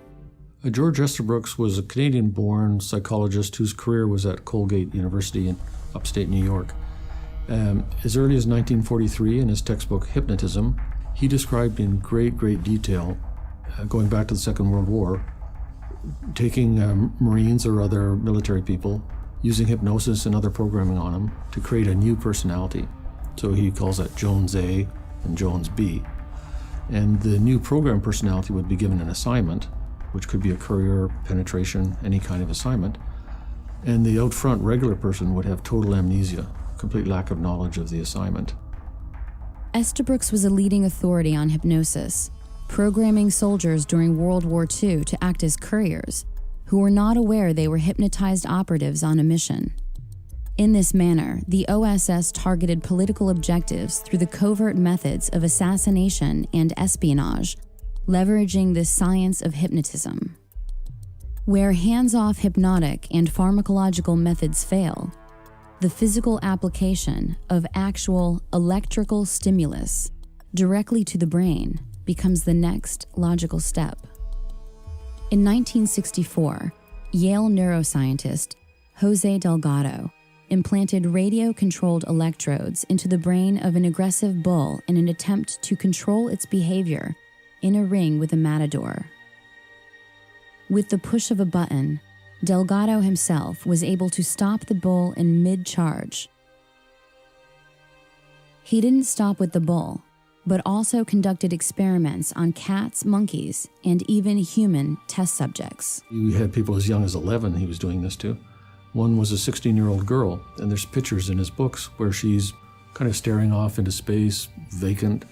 Another, she's strumming on a guitar. Another, she's pounding on the wall, all based on what button he's pushing on the transmitter box. Delgado developed what he called a stimoceiver that allowed him to target specific emotions and regulate behavior by aiming radio stimulation at different regions of the brain. His idea of the future is, and this he was totally serious about and described in detail, we're going to put electrodes in the entire population, except probably Dr. Delgado himself, and a few elite generals, and we're going to control the entire population. And this is not going to be fascism, this is going to be the next step in evolution. Dr. Donald Ewan Cameron was a Scottish-born psychiatrist who was president of the American Psychiatric Association from 1952 to 53, and later first president of the World Psychiatric Association. Cameron was directly involved in the brainwashing attempts of Central Intelligence Agency's top-secret MK-Ultra mind control program. Under directives from Sidney Gottlieb and funding from the CIA funneled through various front organizations, he spent years researching and experimenting with behavioral modification techniques. It was here that the CIA funded a series of experiments, severe experiments. The work was done by the Institute's then director, Dr. Ewan Cameron. It is the closest experimentation to brainwashing yet disclosed. His work, unprecedented in psychiatry, consisted of 3 areas which he called sleep therapy, psychic driving, and the ultimate depatterning. Dr. Maurice Dongier, current head of the Allen Memorial Institute. in his psychic driving, so-called type of therapy, he would give the patient intensive electric treatment in order to make the patient regress deeply, become forgetful, and then he would attempt to implant new ideas in the mind of the patient. Now, to a layman, it would appear that Dr. Cameron was trying to take the slate and wipe it clean, the slate being the mind. In other words, brainwashing. Exactly, that's a very good comparison. Brainwashing. Yes, you like.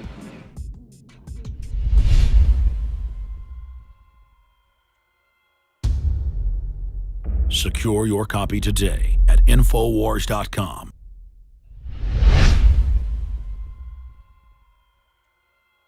And welcome back. We are premiering State of Mind here tonight on Infowars Nightly News. Don't forget you can get it on DVD or on Blu-ray exclusively at InfoWarsStore.com. And every order also gets other extremist material, the Citizen Rulebook with jury nullification information. Juries judge the law as well as the facts. Do you understand that? If you think a law is unconstitutional as a jury, that's your emergency vote to nullify tyrannical prosecutions. Prosecutors don't want you to know that. These corrupt judges don't want you to know that. So get the films today at InfoWarsStore.com. You can also call toll-free 24 hours a day, 888-253-3139. Now, I wanted to ask James Lane and Richard Grove, what information did they garner from MKUltra, one of many programs we know about, and how do we see that manifesting today?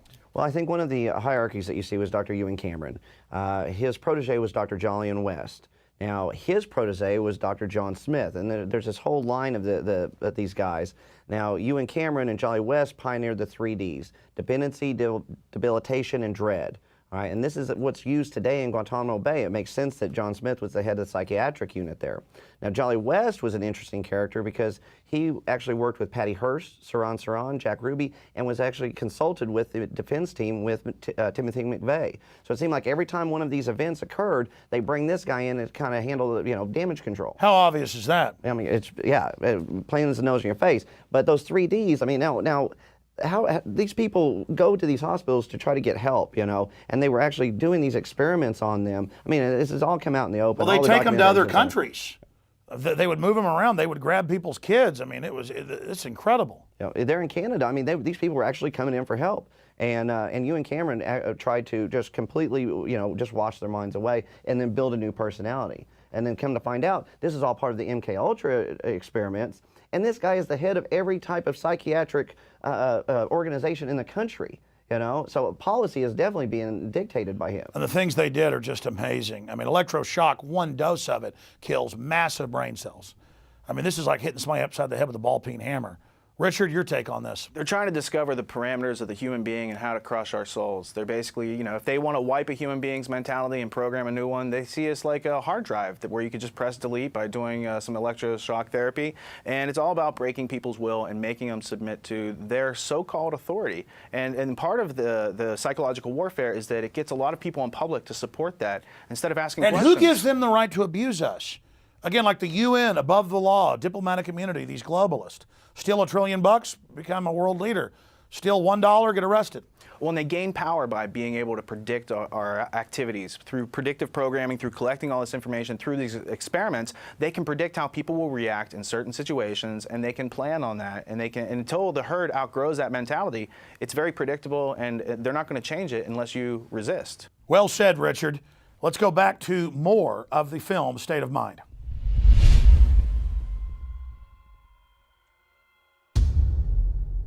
Secure your copy today at Infowars.com.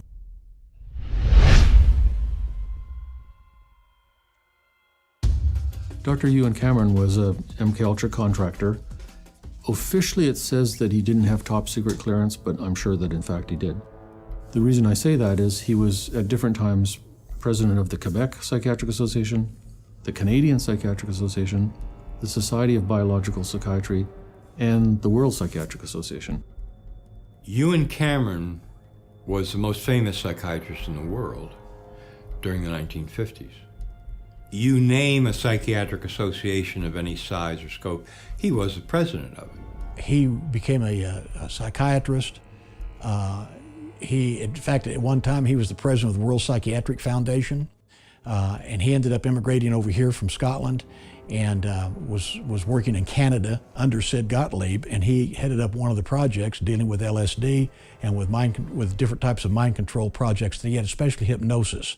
His experiments were basically, there's kind of two components to it. One is psychic driving, and the other is de-patterning. So de-patterning is you give massive amounts of electric shock to the person, like 100+ treatments, with 6 times the usual amount of electricity per treatment. Completely wipe their minds out, so they don't know who they are, where they are, they don't recognize their children. And then once they're in that state, you can add on barbiturates and other drugs, keep them asleep for weeks at a time, or kind of like half asleep, and then play tape loops over and over and over and over. That's the psychic driving. And the tape loops will be in the doctor's voice or the person's voice. And this is all supposed to program a new personality. It has been alleged in some cases that Cameron held patients against their will for weeks at a time, drugged and unconscious, under the threat of being committed to an institution for life if they did not participate in his treatments. He began a program of torture, and I don't use the word lightly, on patients who had no idea this is why they were coming to him. They were people who came to him for therapy, for help. And he experimented on them as a torturer would to create new personalities. Cameron operated with Rockefeller funding at the Allen Memorial Institute in Montreal, Quebec, where he contended that it was first necessary to de-pattern the minds of his patients in order for them to have a shot at recovery. He also participated in the Nuremberg trials of 1945, interviewing many of the top Nazi defendants.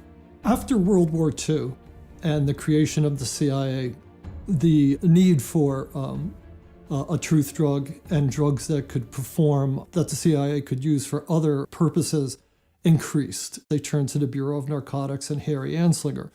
And again, Anslinger anteed up Agent George White to be his lead agent in this program called MKUltra. It started basically in 1952 in New York City. White was working with a CIA officer named Sidney Gottlieb. Gottlieb was chief of the Technical Services Division at the time, and he had access to a lot of LSD. CIA scientists had decided was the drug that they were going to focus on now. Pot wasn't considered quite potent enough to do the things that they wanted to do. White conscripted a couple of federal narcotic agents to help him, a couple of informants, narcotic agent informants to help him, and went into the streets of New York and got a softcore pornographer named Gil White to help him as well. Apparently White had his own sexual perversions, which have been written about. He was into S&M, so he had a couple of qualifications for the job, which went beyond just being a federal agent who could perform these functions. He actually was good at acting out the sorts of things that went on in the drug underworld. In 1953, the program was formalized, and it was called Midnight Climax. And White had a safe house in New York City, with which the CIA outfitted with a two-way mirror, with microphones and recording devices, so that White and the CIA scientists could actually film people who had been surreptitiously dosed with LSD. The program expanded beyond merely LSD. And what they found out was that the safe houses themselves were probably the most valuable aspect of this program. Prostitutes that were in their employ that would bring people to these apartments, and they could actually record them while they were doing drugs. In 1960, the CIA opened another safe house in New York City. And I talked to the people who were running this safe house. And one of the narcotic agents said to me that they felt that the CIA was actually using this safe house when dignitaries were visiting the UN or politicians were coming to New York City to talk to the mayor or state or even federal officials, that they were using filming them and potentially using the films for purposes of political blackmail. Another CIA-funded Harvard graduate was Dr. Martin T. Orne, whose expertise in hypnotism, psychiatry, and psychology was a valuable asset to national security. A close friend of Dr. George Estabrooks, Orne's work in hypnoprogramming at Cornell in the 1960s was funded by the Human Ecology Fund and the Scientific Engineering Institute, both of which received funding from the CIA. To provide cover for operations like Midnight Climax, the CIA's MKUltra psychiatrists formed the False Memory Syndrome Foundation to obscure the facts of these covert experiments, creating confusion enough to deny acts of pedophilia, cult abuse, and other inconvenient truths of CIA activities. The False Memory Syndrome Foundation's board was a who's who of MKUltra. There, Dr. Orne was joined by another CIA MKUltra psychiatrist, Dr. Jolyon West, who was the protege of Dr. Ewen Cameron.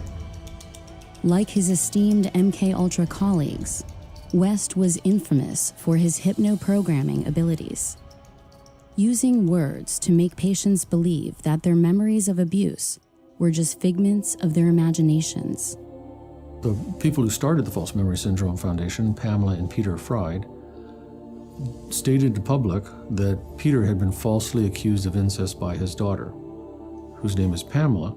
She's now the editor, has been for quite a few years, the editor of the Journal of Trauma and Dissociation, to which I've contributed numerous papers, and it's really the main journal for the study of multiple personality, which was created on purpose in the Manchurian Candidate programs under MKUltra, Artichoke, Bluebird. Contractors on that included Jolly West and Martin Orne, and they're on the board of the False Memory Syndrome Foundation, which says that all these cases of multiple personality are created by the therapist, and all the memories are false memories. I cannot dismiss what our intelligence agencies have been able to do by way of mind programming in different forms of research, Project Bluebird, MKUltra, and so on and so forth. Well, let me just say it this way. Jules Romaine, testifying on behalf of the CIA to Congress, said, and this paraphrase is going to be so close to word for word, it's unbelievable, "We now know that we can take a man and, given sufficient time, educate him to kill his mother and father and eat them in a stew."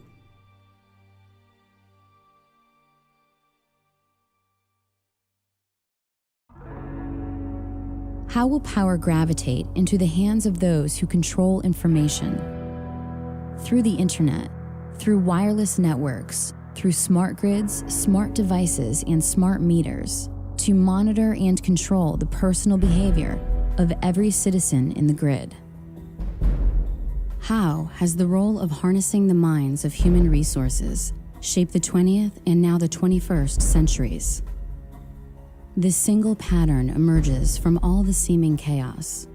The role of science, as juxtaposed to the mind, has not been used to help individuals. Rather, at every turn, at every discovery's emergence, knowledge is being used to restrain individuals. Learned helplessness is just one example. And so in the 1970s, they discovered through these experiments with dogs that if you put a dog, or two groups of dogs in a situation, one group of dog, they had control over when they were being shocked. They could use their nose and hit a panel and stop the shock. And another group of dogs, they had the equal amount of shocks, but they no matter what they did, they couldn't control the stoppage of shocks. They discovered this phenomenon called learned helplessness, and that the dogs who had no control over stopping their shocks, they would become passive and depressed, and that when you put them in another task where all the dogs actually had control over stopping their shock by kind of jumping over this short barrier. The dogs that had learned helplessness, in other words, the dogs in the previous experiment who had learned that there was nothing that they can do to stop their pain, they did not bother trying. National elections is not equal to democracy. Democracy means you really have some power over things that affect your life, okay? But when Americans think that their democracy equals national elections, and they go and they have senseless wars and corporate control with a Republican in office like George W., and they think, well, we're going to stop these senseless wars and corporate control, and we're going to go and vote for Obama, this Democrat, and they get, what do they get? Senseless wars and corporate control. And so there's a kind of learned helplessness that sinks in there. How are the attitudes, beliefs, behaviors, and values of a society transformed such that the needs of the individual are always in conflict with the demands of the group? The early 20th century trend of conspicuous consumption, or the trading of that which is valuable and sensible for that which is superficial and frivolous, swept over America and other countries around the world, with the help of a few minds who were focused on changing our lives before we were even born. Edward Bernays, the nephew of Sigmund Freud, is well known as the father of modern propaganda and public relations, and for his application of psychological techniques to the field of advertising. People have a herd instinct. They tend to move in groups. They make conclusions based on emotion and feelings and desires. Edward Bernays, the nephew of Sigmund Freud, the archetypal psychologist, psychiatrist, openly bragged that there was a ruling elite that had taken control of society and that could basically program people like machines to walk off the edge of a cliff if ordered to do so. He was the guy that said, don't call yourself the Department of War, call yourself the Department of Defense. And he wrote book after book, like the book Propaganda, 1922, bragging about how we were all dumb animals and how the public mind was in his hand.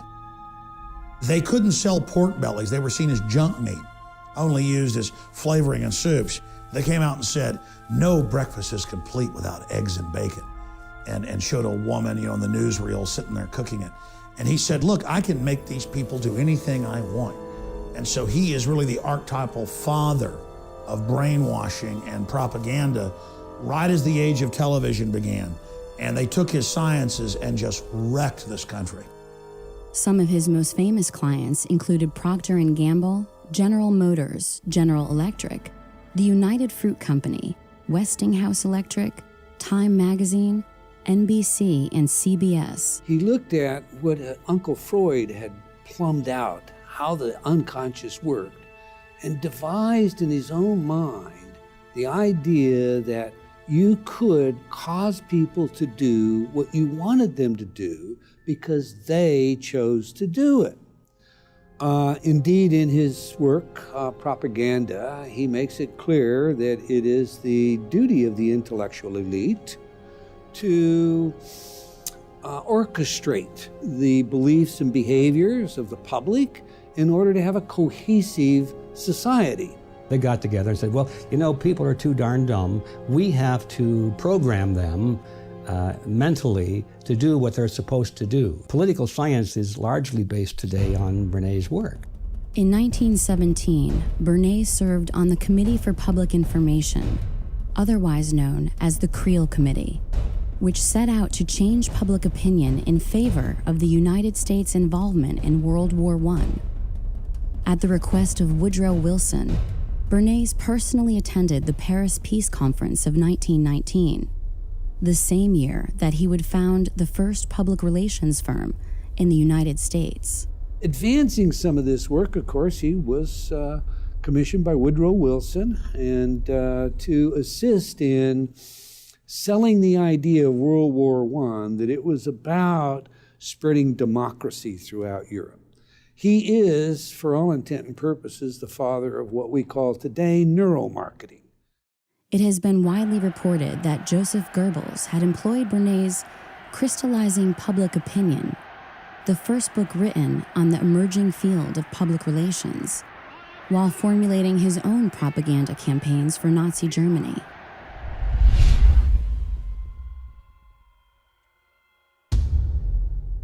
Secure your copy today at Infowars.com.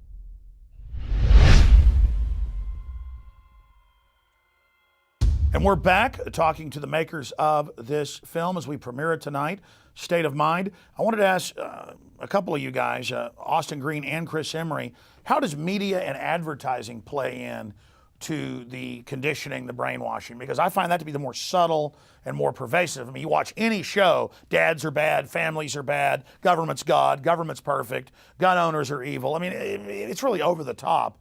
And they call that kind of just the low-level propaganda. Well, my experience working in front of the camera for 18 years, I was in print, parts in movies, commercials. I saw the subtleties, whether it be on a sexual overtone, the colors, the basic senses, whether it be smell, sight, whatever the case may be. And it got to the point where I just said, wow, this is way too much. I don't want to be a part of this anymore.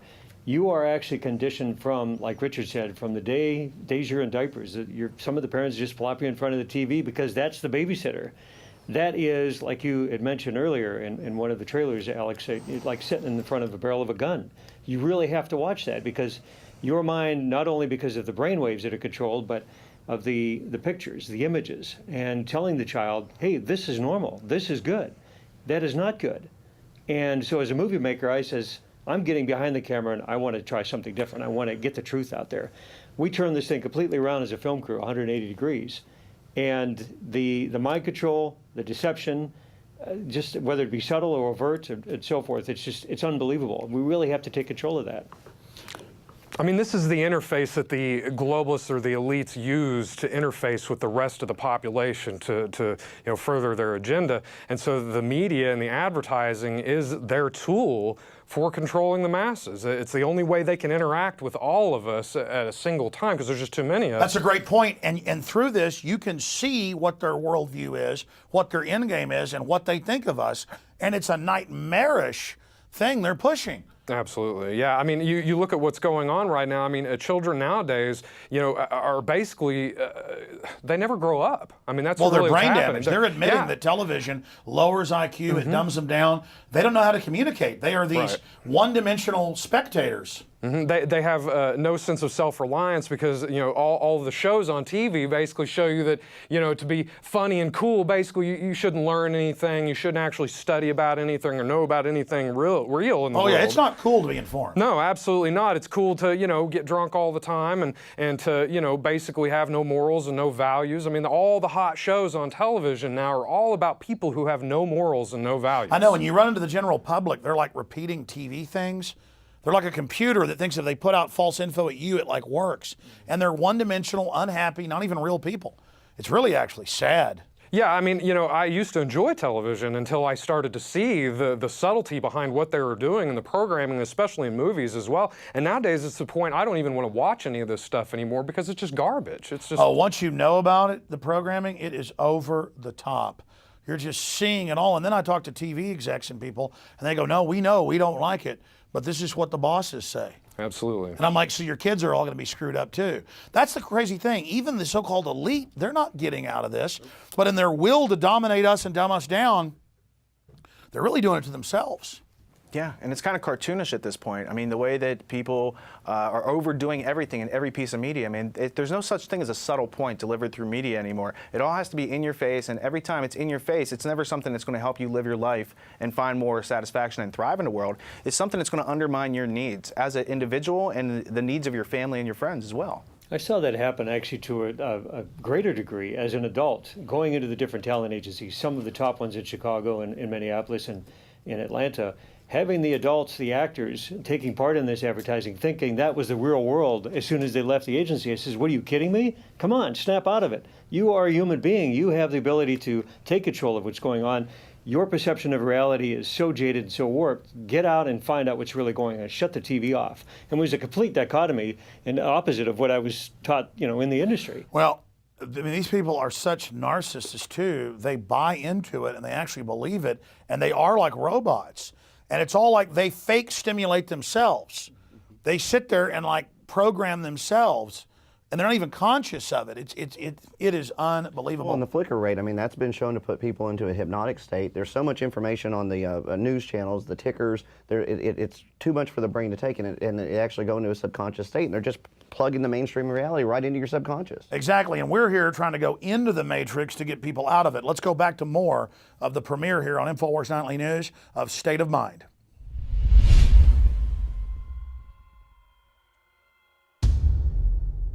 Secure your copy today at Infowars.com.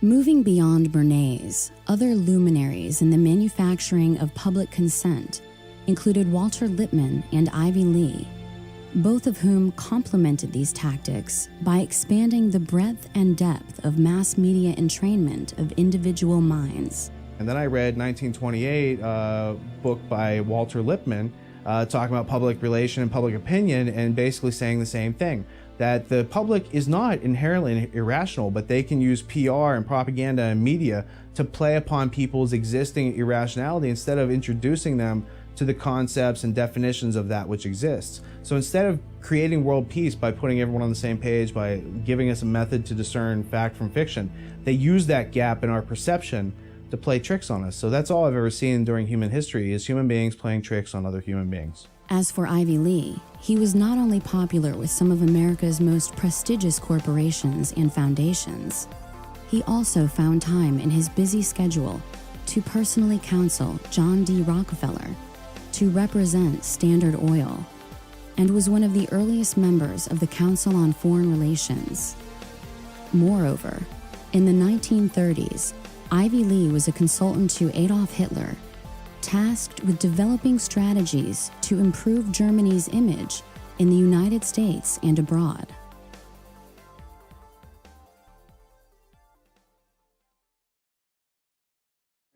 Kids are impressionable. That's why here at this station, we watch the programs and commercials your child watches carefully. He may see bad guys, but not in the role of heroes. He'll learn that crime doesn't pay.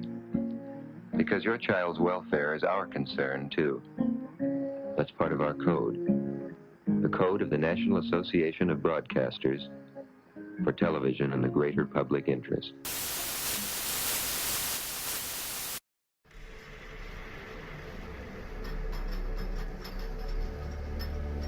Waco was an odd situation regarding both the law enforcement aspects of it, regarding ATF going in and doing the raid on the Branch Davidian compound, as well as the fact that Special Operations Command was called to help.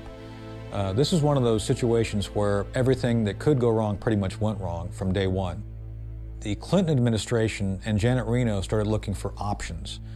One of the options that they decided to engage on was bringing Special Operations Command in to advise them on quote-unquote psychological operations. When the Special Operations Command elements arrived, they began giving advice to the law enforcement individuals on how to go about implementing specific themes. Within the psychological operations community, they typically look at themes of how to modify, adapt, or somehow reshape the thinking of a target group, of an audience. These specific techniques, which were brought to bear on the Branch Davidians, were developed for military operations overseas, primarily against a foreign target. So another question has to be asked: what is the wisdom of using psychological operations techniques developed for an audience against a U.S. target? Again, a very controversial issue. How does one defend themselves against strategic information, propaganda? It's a very simple answer. Ask questions. Always check your source.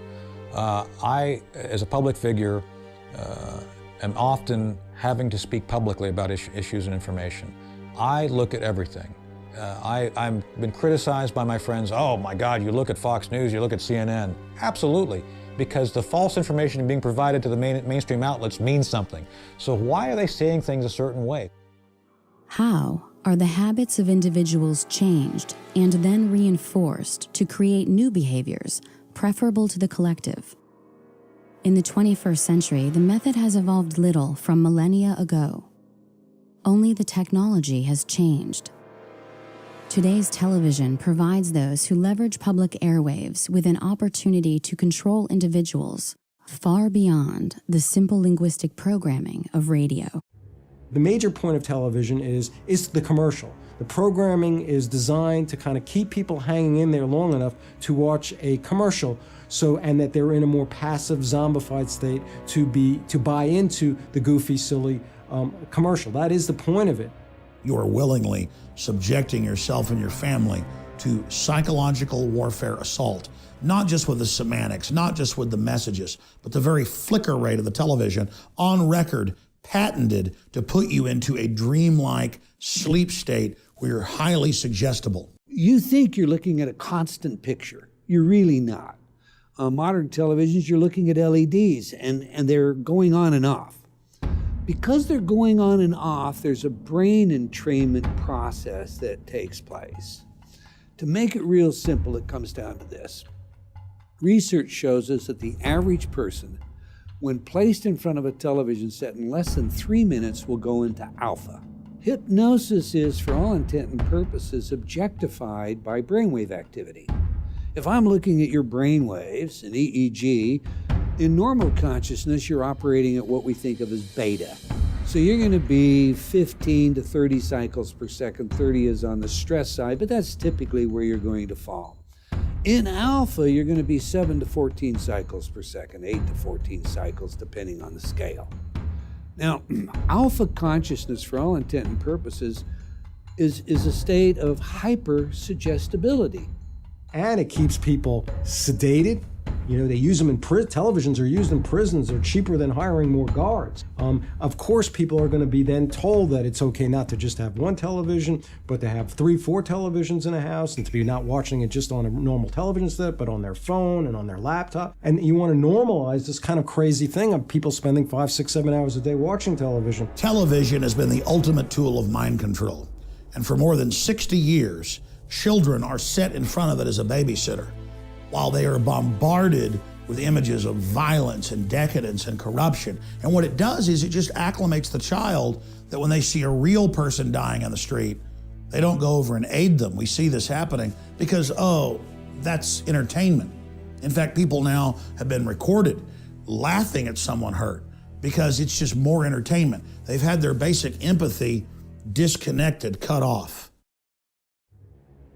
The role of advertising has certainly evolved away from one of utilitarian necessity in communicating the form, function, and value of a product.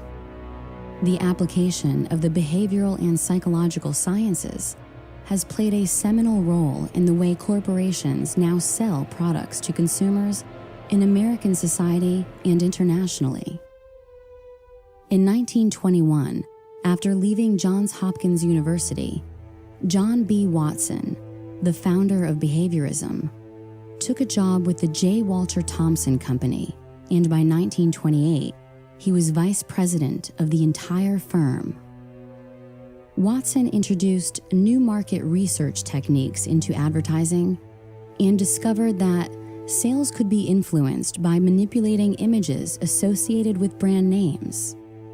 For instance, blindfolded smokers could not tell the difference between brand name and generic. J. Walter Thompson remains one of the most powerful advertising agencies in the world today. Most people believe that you're going along through life making your own choices, making your own decisions, okay? You know, I decided to do this, I decided to do that, I did that. By watching the brain live time, neuromarketers today know exactly what product to place where, how to package that product, what colors you're going to respond to, what images you're going to respond to, what kind of pre-programming already exists that they can couple it to. And so when you have a society where people are being told at every level to consume, to buy their way into happiness, and that's their only salvation, that's their only way into happiness, is to then you have what I call a kind of fundamentalist consumer society. How is that problematic? Why is that dangerous? Well, when you have people who only care about buying things, you're gonna make people weaker in a lot of ways. You're gonna certainly make them less self-reliant. And when they're told that you just buy things, buy your way into happiness, they don't realize that you can gain strength by doing a lot of things yourself, okay? You also make people self-absorbed. I mean, a point of all advertising, which is the technology of consumerism, is to get people to care, over focus on every one of their needs and every one of their feelings. So if they're having a bad day, they must focus on that and focus on how depressed they are. Billions and billions and billions of dollars have been spent, privately and publicly, looking at how to tap into your psyche, how to cause you to make choices that you wouldn't otherwise make, to do things that you wouldn't otherwise do, to consume, whether it's a product or a plank in a political platform. I've also asked the school board to make a part of every day some kind of anti-violence, anti-gun message. Every day, every school, at every level. One thing that I think is clear with young people and with adults as well is that we just have to be repetitive about this. It's not enough to simply have a catchy ad on a Monday and then only do it every Monday. We need to do this every day of the week and just really brainwash people into thinking about guns in a vastly different way. To me, with the media just willing to report whatever the government tells it to report, that gives the government free rein to create whatever story or narrative it wants to create for whatever purpose it wants to create a story for. And that's where we're at. That's why when you put on the 6 o'clock news and you switch from one channel to another, they take their commercial breaks at the same time, they tell the same news stories, and they tell the same news stories at the same time. But then you go to the internet, you go to BBC out of London, or one of the other foreign news services, and you see all kinds of news that we never hear about here. Mass media today is the cutting edge of psychological warfare. And it is nothing but an all-out assault against the general public. When you watch mainline establishment television, you are putting yourself in front of the barrel of a gun.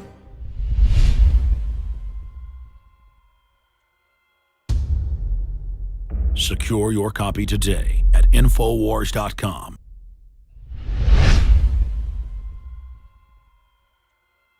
We're back. I'm going to talk to James Lane and Richard Grove right now. How are the ideas of Huxley's Ultimate Revolution integrated into American culture? And I want to discuss the pharmacological control of the anti-authoritarian personality. And I want to talk about what are the solutions to overcome the control. Well, the Huxley family was deeply into eugenics, and Aldous Huxley was a famous 20th century writer who died the same day as Jack Kennedy, oddly enough. So when you look into his writings about the utopias that they were trying to create, a technotronic elite, these ideas of the ultimate revolution, that they would harness human beings and they would love their servitude through pharmaceutical methods and all these other things that he described back in 1961, these are really all reflections of MK Ultra. And so when you ask who came up with these ideas of MK Ultra, like that was an operational project. Whose needs was it serving? It's serving an elite class who's a predatory class. They're interest-specific kleptoparasites. They are of the same species, but they are preying on us. They are plundering our production, and they use knowledge, the knowledge gap, as a power gap, as a wealth gap, and that is the harness of control. Well, I think the pharmacological control is seen today. I mean, we've kind of got an amalgam of Brave New World in 1984. And I mean, Huxley, when you read Brave New World, I mean, this is what is happening today. I mean, they actually call one of the drugs now Soma. You know, I mean, it's like they're not even hiding that. That's from Brave New World. Yes, yeah, it is. And the whole agenda was laid out there. And all you have to do is, Well, it's like they're using 1984 as an instruction manual. And so now anybody goes in for anything. A kid is a kid. You know, we just called it daydreaming, but, when I was a kid. Now it's like they want to shove ADD drugs down their throat. Anybody that goes in for the slightest thing, maybe you're having a bad day. Now all of a sudden you're diagnosed with this major disorder, and Big Pharma is giving you drugs. They're funding hospitals to where they go in, and if you want the money, well, you've got to push drugs as the only solution. And I think that this is, Huxley called it how many years ago? Unbelievable. Let's go back to the clip here, the final segment of the film, then we're going to have extras. I want to talk about solutions at the end, and then intro some of these extras, because I haven't seen these. I've seen the film. I haven't seen the extras. You're telling me how good they are. So intro these for myself and everybody else when we come back. Here's the conclusion of State of Mind.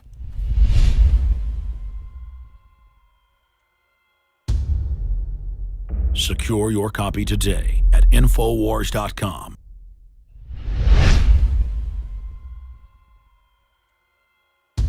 Cognitive dissonance occurs when individuals lack consistency in their methods of thinking, and thus, contradictory elements attempting to reside simultaneously as fact create frustration, confusion, anger, and aggression. It is the difference between what you think the world is and what the world actually is. Cognitive dissonance is really, again, a fancy psychologist term for, again, some common sense, which is this tension that people will experience when they have two opposing kind of ideas. The role of psychology in advertising is to create cognitive dissonance, or the conflict between what you have and what you want, and to fill that void by adapting your behavior accordingly in order to achieve your reward. If an entire society can be properly dosed with mind-altering but culturally approved drugs, this cognitive dissonance may be largely assuaged. With social control as their aim, the ruling class sought to expand their ability to influence the individual. Mind games, those of psychological warfare and advertising, were simply not enough. The opportunity existed to employ chemical treatments, physically affecting the hardware of the brain, to complement the already existing harmful software in the form of effective propaganda and advertising.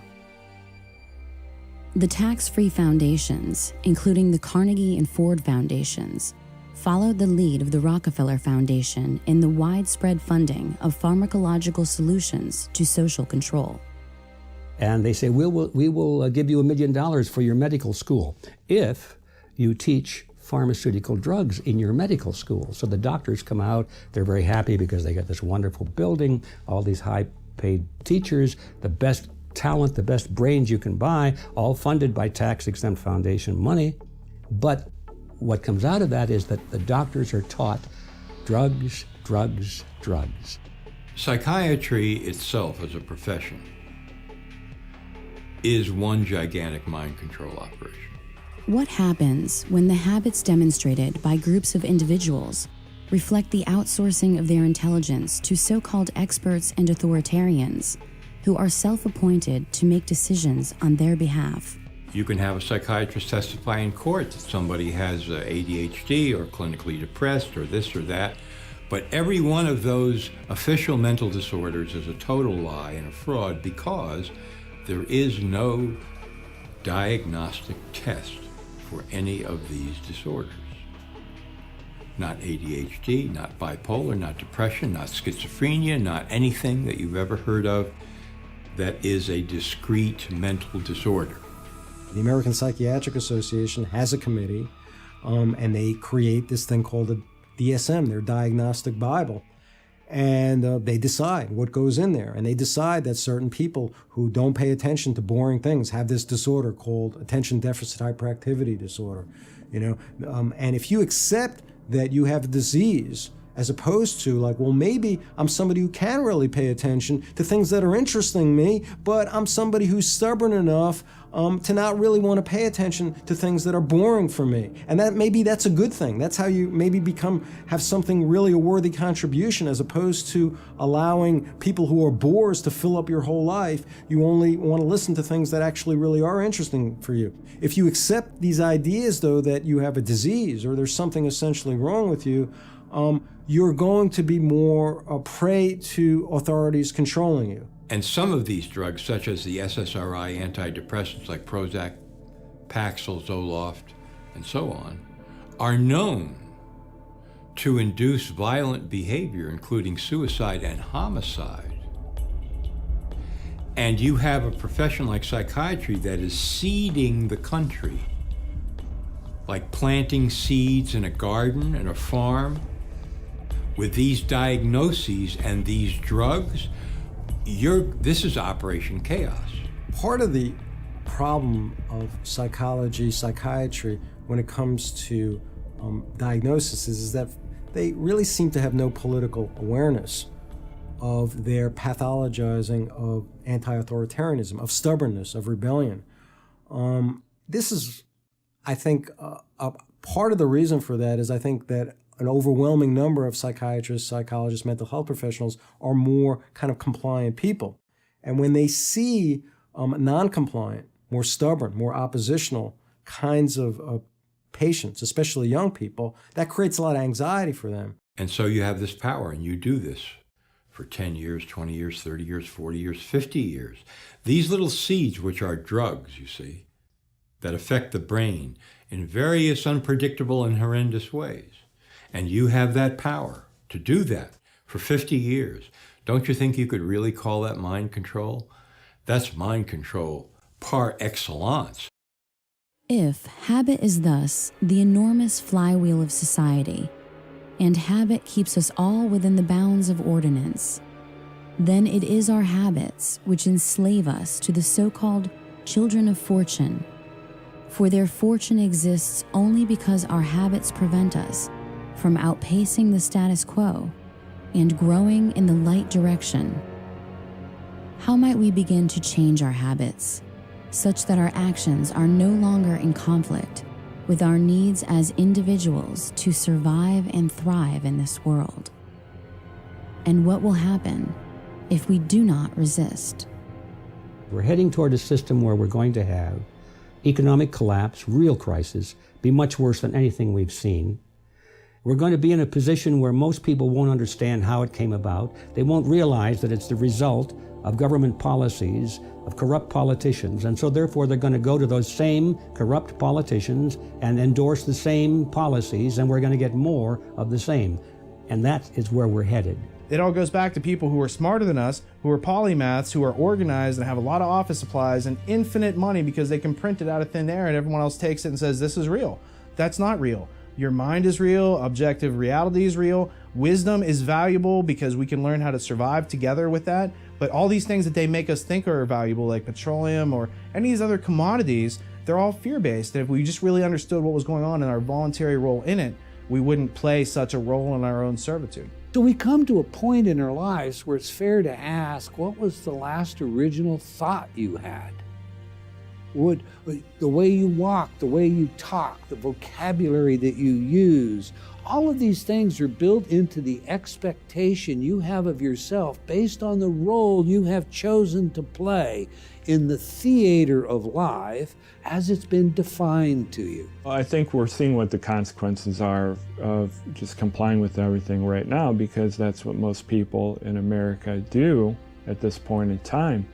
The consequences are every day you're losing more of your constitutional rights and your freedom is being taken away more and more and more by this all-encompassing security state being brought to you by your United States government. If you out there watching don't wake up and begin to investigate these facts and prove them for yourself and take action against these people, you are not just committing suicide against yourself, but against all of good humanity. The consequences to non-resistance of control is losing everything that makes us human, that we love, that we cherish. Now think about which laws have been passed recently to give you more rights.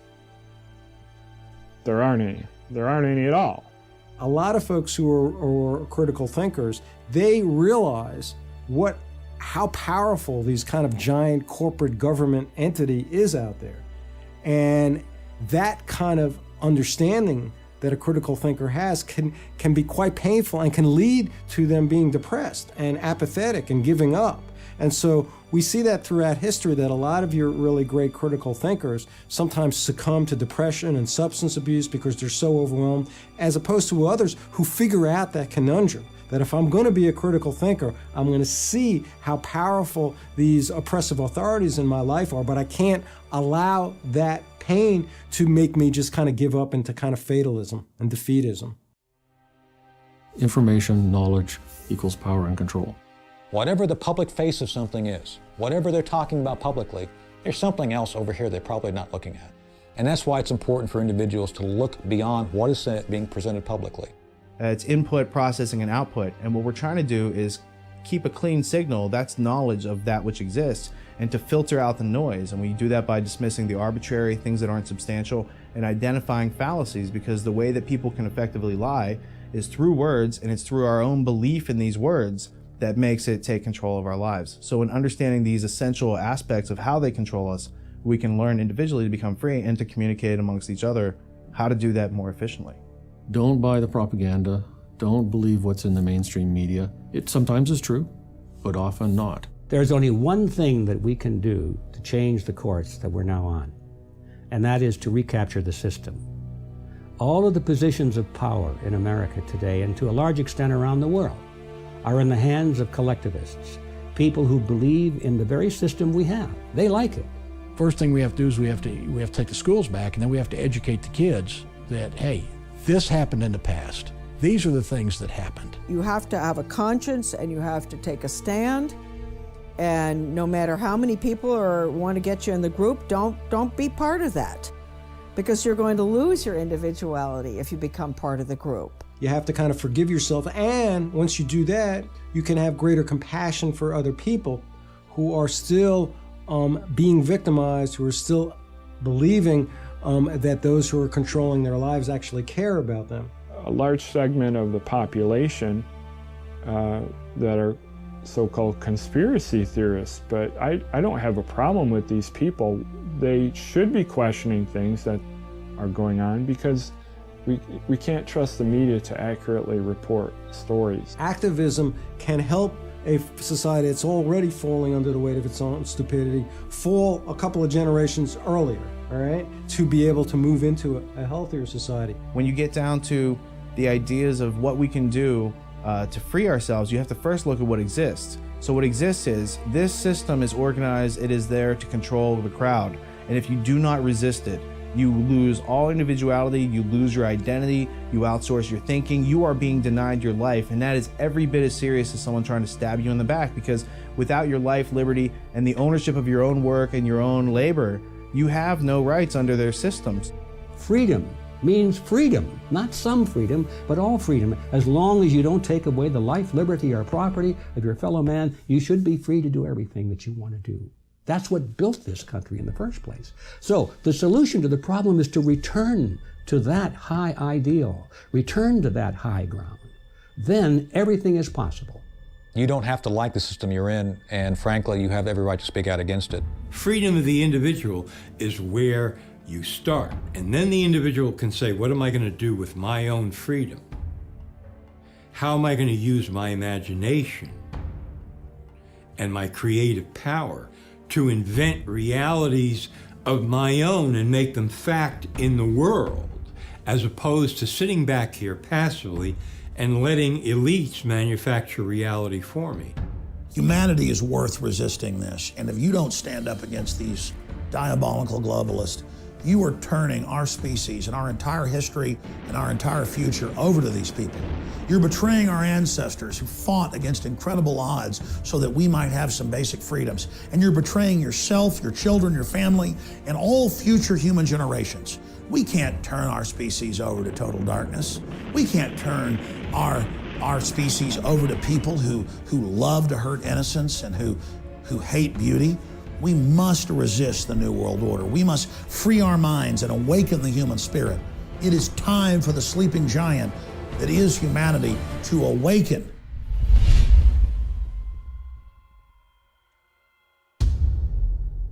Secure your copy today at Infowars.com.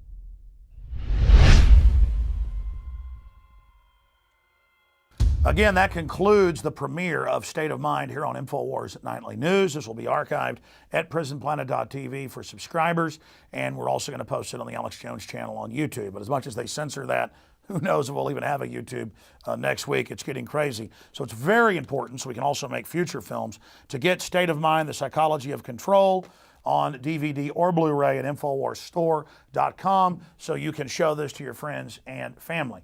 And also feel free to have people over to your house or to share your username and passcode with them for prisonplanet.tv so they can watch this full presentation. I think really augments the info for people that are watching and are members of prisonplanet.tv. But I wanted to give each of you about a minute and a half or so going around the table here with James Lane first to crystallize any final points about the documentary State of Mind. I just really want to ask people out there to get this and show this to your friends and family. I think that this is a really powerful tool that you can affect true change. Absolutely. Richard Grove? We're all born into control, and you can't do much about it until you use your 5 senses, observe what's going on, identify what you need in your life. I also identify the contradictions that you don't need in your life, and then make changes. Change your habits, because it's the habit that is the enormous flywheel of society, and that's how they control us. The thing that I want to ask everyone is, stop accepting what the establishment is force-feeding down your throat through school and in your job and everywhere else. Start questioning everything. Stop accepting the fact, or stop thinking that everything you were taught in school is reality. There's so much more out there to discover, and this film is really just a stepping stone, a point where you can see that there are all these branches of information that go out there, and then you can take that initiative upon yourself to go out there and research this more in depth and find out that we're not just making this up. This stuff is real. There's real information out there. Truth is truth. Chris Emery. I would suggest tomorrow, call the cable company, cut off your cable service. Shut your TV off, read more, spend more time with your family, and get out and find out what's really going on. Don't let the media control your life. That's right. Don't consume globalist propaganda media. Analyze it when you have to, but produce your own media. Make your own art. Be creative. Use your imagination. Get outside the box.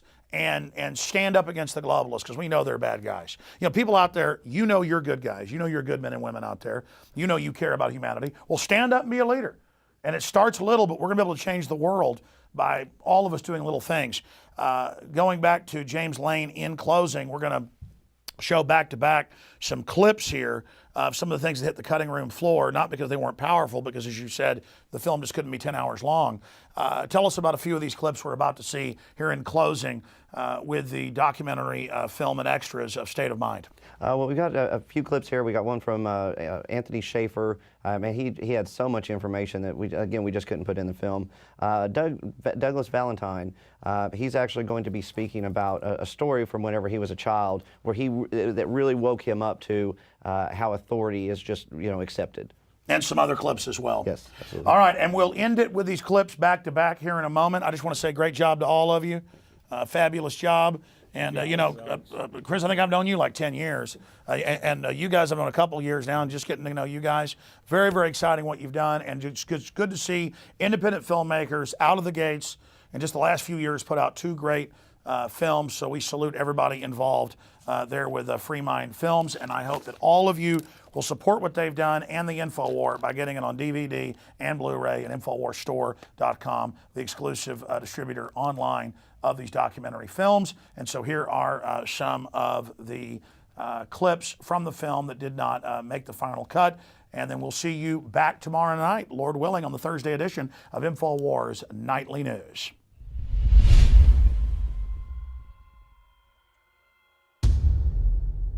Secure your copy today at InfoWars.com.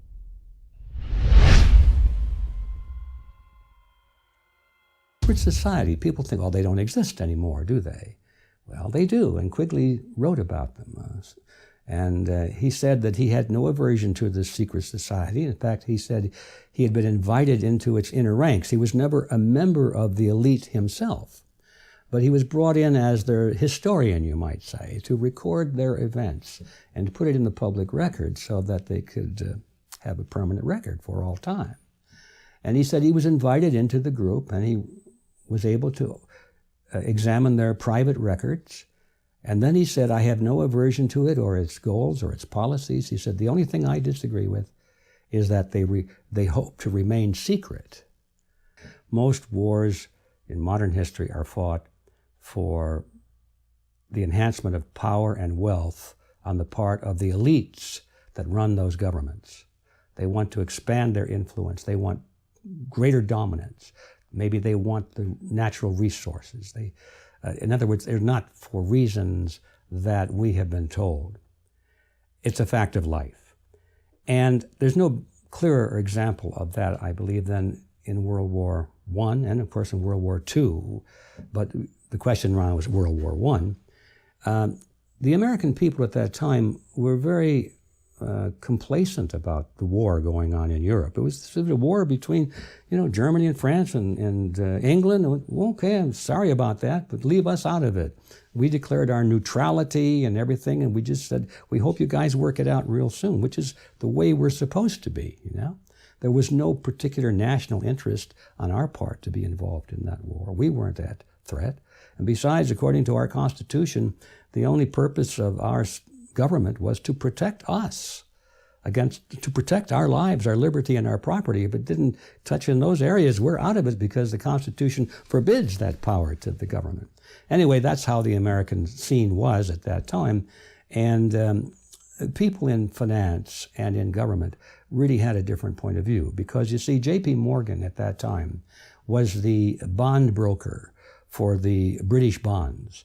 The British government was trying to raise money. In addition to taxes, they were borrowing it through bonds, so they were issuing bonds. And J.P. Morgan was given the franchise to sell those bonds in America. And he sold a lot of them. Advertisers have done is they've looked at Freudian psychology.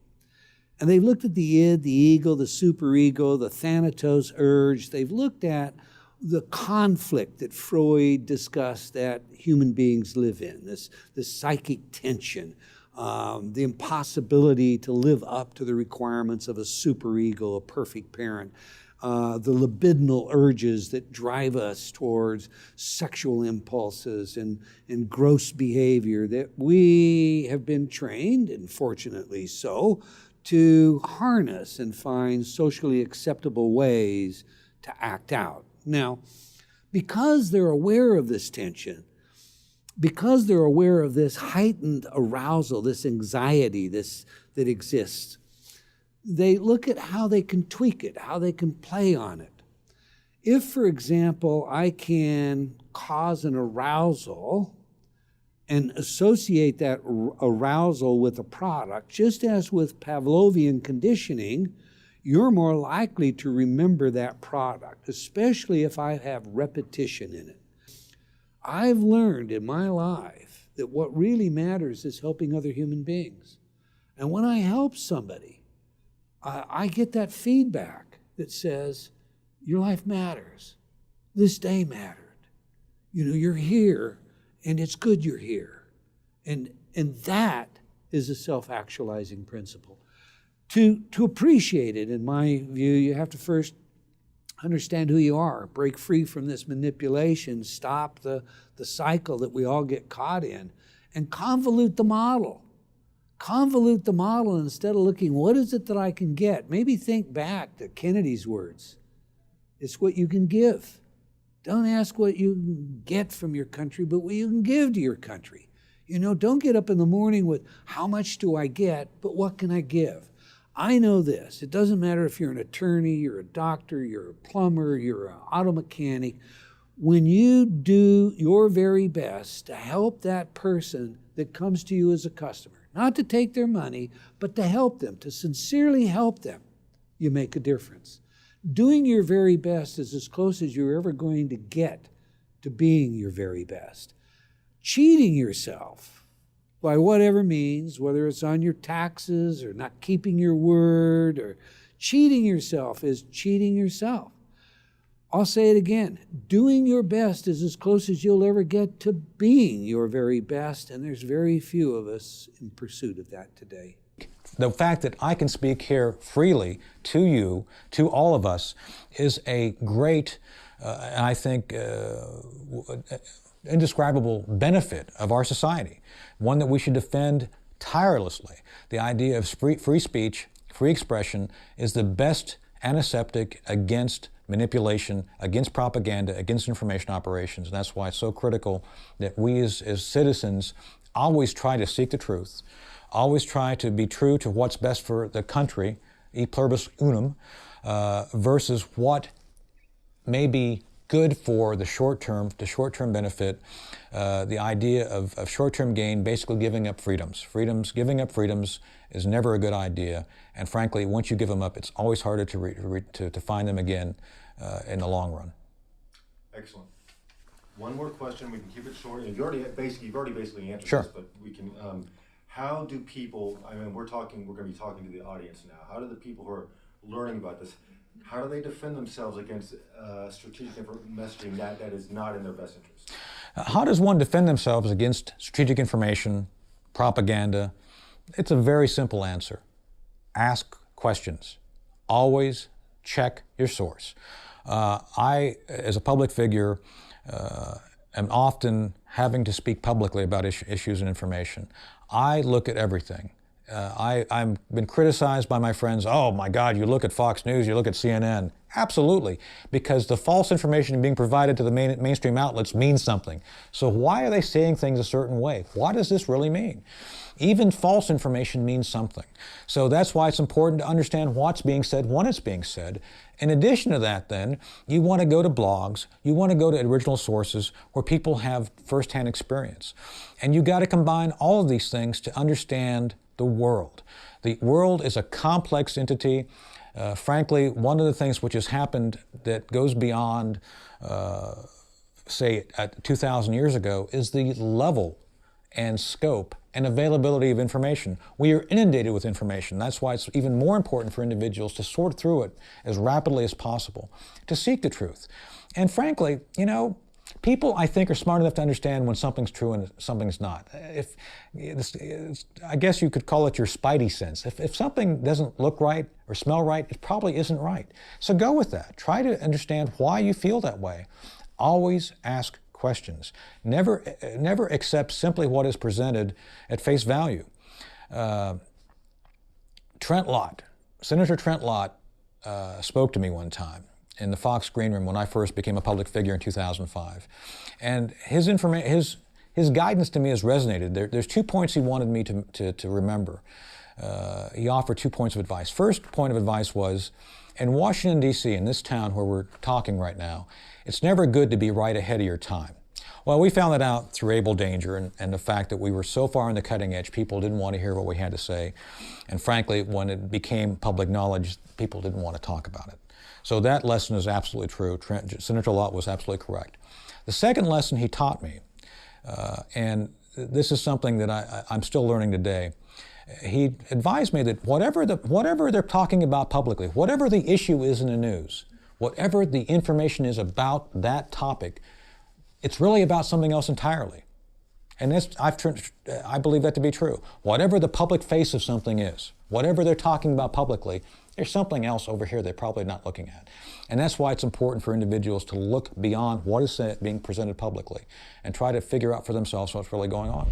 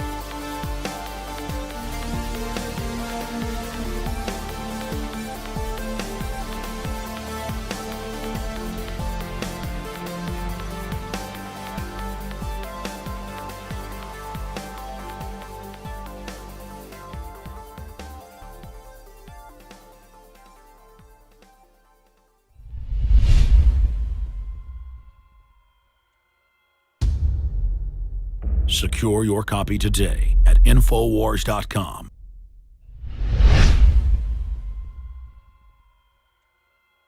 Now you can watch The Alex Jones Show live as it happens at Infowars.com/show. You'll find links to all of our content there and a free 15-day trial for Prison Planet TV. More than 60 movies and documentaries all in one place at Infowars.com/show. Yes, these men and their hypnotized followers call this a new order. It is not new, and it is not order.